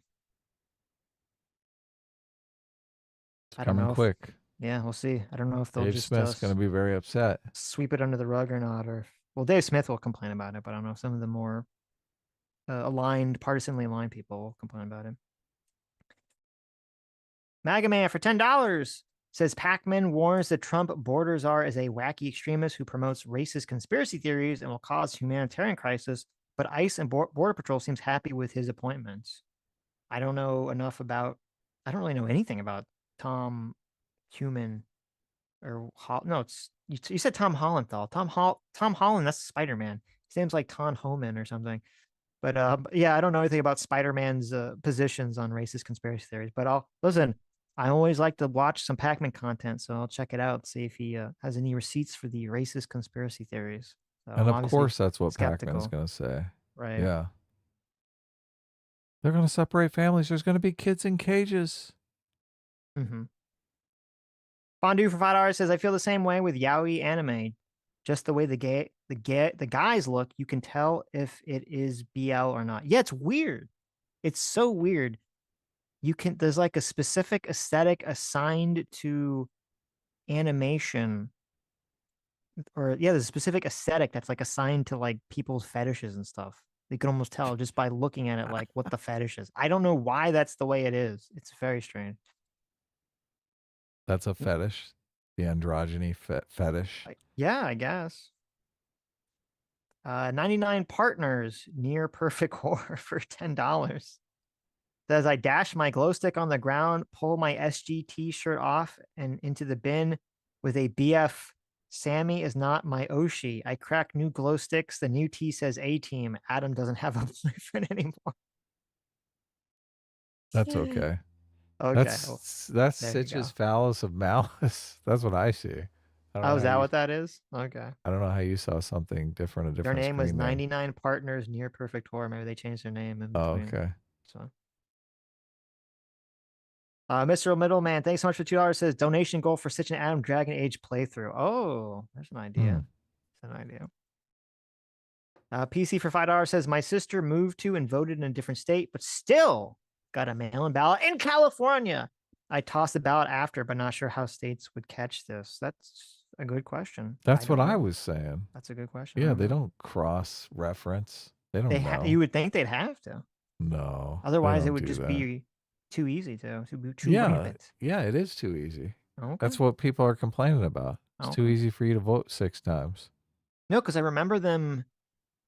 I remember I'm going to 2020. register at your house next year and vote. Okay. I remember in 2020 people talking about this, and they were like, oh, and there was some number. There's a bunch of ballots of people that they had identified as voted twice, and they were held in, when they disqualify the ballots or they hold them in limbo or something. They got them. I do remember this coming up in 2020 that they had identified some number of ballots. So yeah, they get like 10% of them or 1% of them. Okay. Oh, the other people go so you can't make that scot-free. assumption. But no, I never make any assumptions. Great. I don't like to assume. Stargate 44 for $10 says, what do you think will happen to the people disowning family and ending marriage over this election? When I see someone bragging about refusing to let grandparents see the grandkids, I find it sick. Yeah, it is disgusting. I think people will cool off after a waiting period. So, as all this stuff tends to do. I think they're going to die a horrible death alone. Wow. No one to love them. Wow. Yeah. Okay. Or that. That's also possible. So. You gotta incentives work, Sitch. Right. One or Do the other. you want to die alone, unhappy, depressed? Either they're gonna die alone or they'll cool off over time and it'll blow over. No, it's not gonna blow over. Those people are dead to me. Stargate 44 for $5 says, can't wait for Harris and Wallace to fade into obscure bar trivia. Unrelated note, have you watched the YouTube channel Two Way? Great bipartisan content. Yes, I have. I like that channel. I've never seen them. Great stuff. I sent you some stuff from there. Have you? Yeah. The interview with the Stelter lady was from Oh there. yes, I have seen them. Yeah. Yes, that was this, and then the Frank Lutz interview that we Yep. were watching was that guy. Okay, cool. Great stuff. Yeah. Stargate 44 for $5 says it's especially insidious because poor people have no option but to send their kids to public school. You have to pay through the nose to not get brainwashed. Very true. Yeah. It's disgusting. And then to hear some elitist progressive tell you that that's not a problem. Mm-hmm. It's so bizarre because if you did follow that logic, like you confronted them, you said, "Listen, I'm just worried about my kid. I don't want some grade school teacher messing around with the psychology of my kid." And they'd be like, "Oh, it's fine, it's fine." But what if it does happen? Right. Well, maybe your kid is trans, and all of a sudden they're in on it. They're trying to trans your kid. Mm-hmm. What's wrong with having a trans kid? What are you, transphobic? God, it's just a situation nobody wants to be in. Right. Yeah. Soto Shajura says, oh, go ahead. Soto Shajura says, I know it's fun to rag on lefties right now, but at some point we need to have some fun ragging on right-wingers. Trump is out here pointing all the neocons to office, and they're all having their own meltdowns. Well, regarding that, I mean, I want to wait to see, like, who's actually appointed, because there could be people he wants, and then they never get confirmed, or he changes them, or whatever. So I want a little bit more of a lock-in before I start dancing on anyone's grave so far. But it's part of why I'm going to do why I'm working on the video that I'm working on is because fucking even Joe Rogan was sharing that stupid fucking meme graph with Dave Smith. So with Dave Smith? Yeah. Everyone's also, they constantly talk about Dave Smith like he's a foreign policy genius. He's literally a stand-up comedian. Dave Smith was citing the guy he was citing for some of his anti-Ukraine takes was a guy who said that libertarians are evil people that lead to fascism. So, not a foreign policy genius. Right. Solos for $2 says Dave Smith sold his soul to Trump, parading him as the next great anti-war libertarian, and now he's suddenly pretending like he's always opposed Trump because signs are indicating Trump will give Israel and Ukraine free reign. Really? Has he? I haven't seen that. Has he totally pivoted on that? He's done the Fuentes flip flop, only in the other direction. That's pretty funny if that's the case. Dr. Dealer for 2 hours says Kamala did too much pandering to Republican. She should have wandered to political extremist socialists who obviously make up a much bigger proportion of the population. Exactly. They're probably pretty close. Right. As far as the pander sphere goes. There you go. I'm sure if you did the proportion of the population. Soldoge for $2 says apparently Elon has been hanging around at Mar-a-Lago all the time and trying to worm his way into initial phone calls with world leaders. Given Trump doesn't like to share the spotlight, I give Elon a year tops. Well, it's interesting because I mean I don't know if more than it was reported that he was on the phone call with Zelensky. Elon was on the phone call with Zelensky. I don't know if he was on more than that or if that's just what you're referring to, but. And at least from reading the McMaster's book, and there's some other Trump book I read, that would make sense. Trump is just like really like, oh, let's have this conversation in front of whoever's in the room with me. Oh, Elon, you're here. You want to jump on this? Like, it's like 100% see that going on, and Elon wanting to be part of that. In terms of the spotlight thing, I could definitely see that happening. Is if once Trump is president, will Elon outshine the master, and will that annoy him? I think it's definitely a possibility, a less than zero chance that will happen. So I'm not sure. It depends upon what Elon is interested in. Right. And I guess it is odd that Elon does seem interested in like this foreign policy stuff. Because like, what the fuck does he know about foreign policy? Well, he might have not, but he could have just been in the room. And Trump was like, hey, Right. You want to talk to Zelensky? And Elon's like, okay. Yeah. I mean, they talked in the Walter Isaacson book about Ukraine and stuff like that. I mean, they cover everything in that book through like the Twitter acquisition, everything. Yeah. So, and he was involved in that because of the Starlink stuff. Right. Zoke for $2 says Sitch making videos again. I guess me saying I would outdo Sitch in the amount of YouTube videos and a stream out months ago was a bad idea. I admit defeat. But if Sitch makes video games, did I really lose? I guess that's a good point. Dr. Live for 2 Hours says, speaking of Saitama, he has been on a one-man campaign to destroy Twitch sponsors. And if Turkey Tom is to be believed, it's working. I sent you something, Sitch. Just dig deep into the trash piles. That is my DMs. Oh. Something good? I don't know. I have to dig deep. Saitama? Are you calling Dan? You're calling Dan Saitama? Is he bald? Who's That's Dan? mean.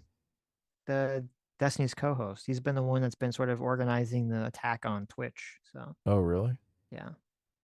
Going for Soldo it, huh? sent me. Here's a tweet. This is from Dave Smith from 2 hours ago today. Dave Smith says, amusing to watch people come at me about past criticisms of Trump as if it's some own. I was right then and I'm right now. That's the flip-flop. So Trump is not going to like that, though. Right. I have seen a bunch of people tweeting at Trump going, this guy has been talking mad shit about you. Don't pay any attention to him. Yeah. What? Why? That's so weird. Well, Dave Smith was on Joe Rogan, and Yeah. Joe Rogan was saying that he should get a podcast set up with Trump and Dave Smith, so Dave Smith can lay down all of his that makes sense. all of his foreign policy genius and straight into Trump's ear. And Dave Smith is like, "What? Power? Power? Mm-hmm. What? I get to be in the room. I get to tell Trump all about the coup and the Ukraine coup, the 2013 coup. Some people call the Maidan Revolution, the revolution of dignity. That's what Francis Fukuyama calls it. The revolution of dignity." I like that. That's a good one. Because it fits into identity politics is dignity politics, right? Right. Yeah. Right. He's got a much different take. Francis Fukuyama has a much different take on it than Dave Smith does.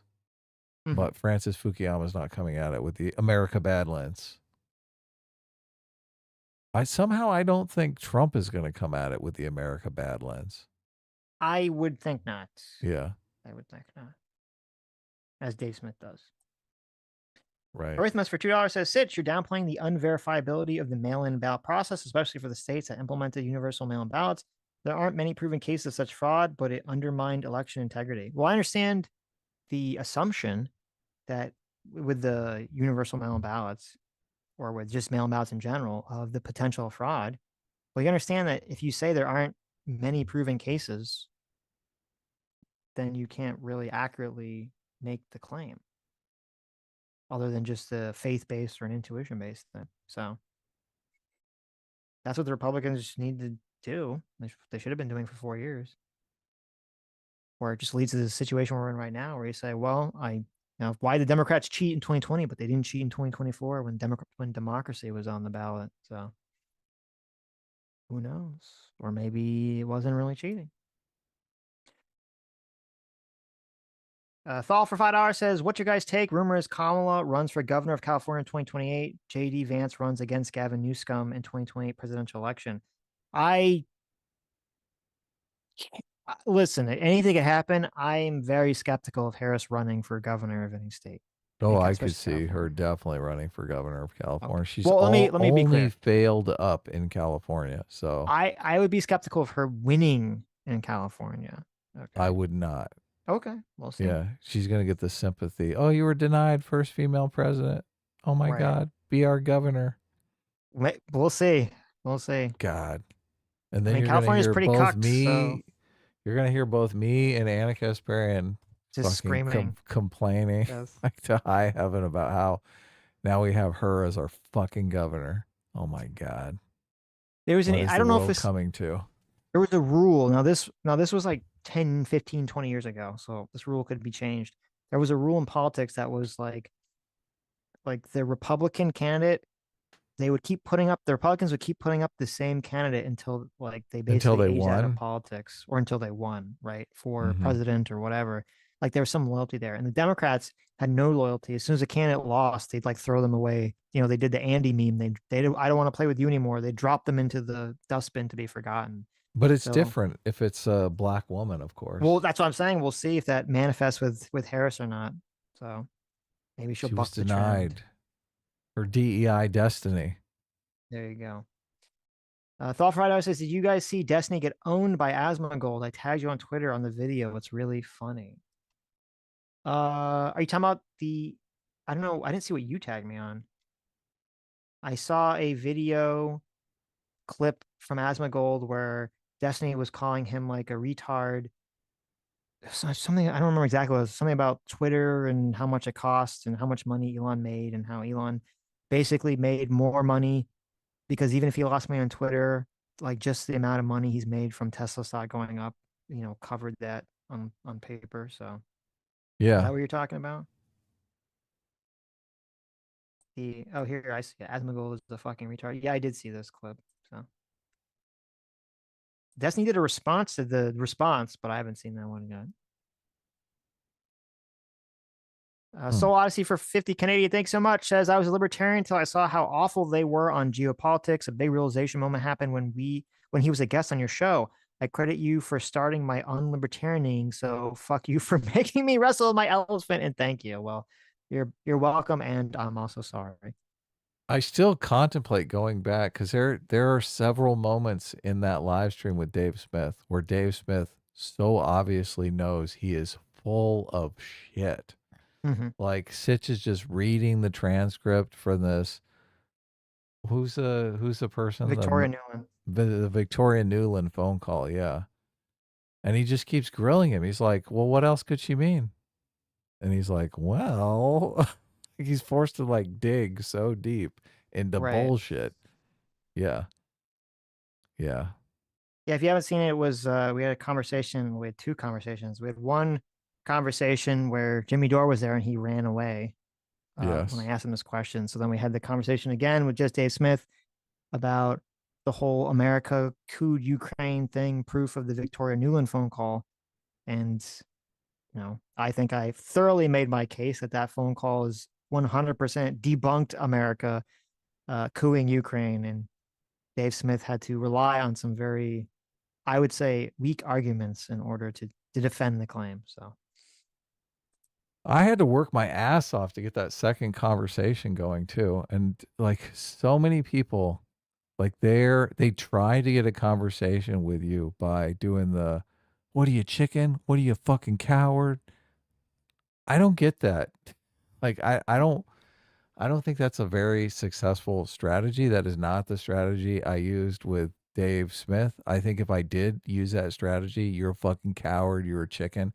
It seemed like that was a strategy Destiny was trying to use with Dave Smith, and it did not work. As soon as you start going into that unhinged territory, it's very easy for the person to say, oh, fuck this guy. Obviously. What are we in grade school here? What's going on? You're threatening me with physical violence? But I did, like Dave did in the very end of that live stream say, yes, I will come back on. Right? So I just kept bringing up the fact that he said he'd do it. At the end of the first conversation? Yeah, I was just being very nice. I was like, look, you said you'd come back on. So I don't know what the problem is, right? Like you literally say in the live stream, you'd come back on. So I killed him with kindness and kept bringing that up. And eventually he gave in and scheduled with us. So beautiful. Look at that. Yeah. Adam knows how to do it. Look, I do. It's so weird to me. This weird, like, you're a fucking chicken. I saw Destiny doing that with Dave Smith on Twitter, and I was just like, what the fuck is this? I think it's weird. So, but anyway, maybe it does work with some people. Revenge of the Tims for $10 says, what sources in general do you think are best? People ask this question a lot, and I wish I had an actual answer for them. I don't have an answer for anyone. There's not like a source I found that you can read and go like, this is the source. It's sort of a difficult thing where you have to read like a left-wing account of something and a right-wing account of something. And then you learn to say, oh, they're both seeing something that's like a kernel of truth there, and then you have to see where the frame is coming from, sort of. Like, so much of the manipulation in media is they'll tell you something that's like 60% true, but then they frame it. They fill in the gaps because your brain wants to, your brain wants to see that picture.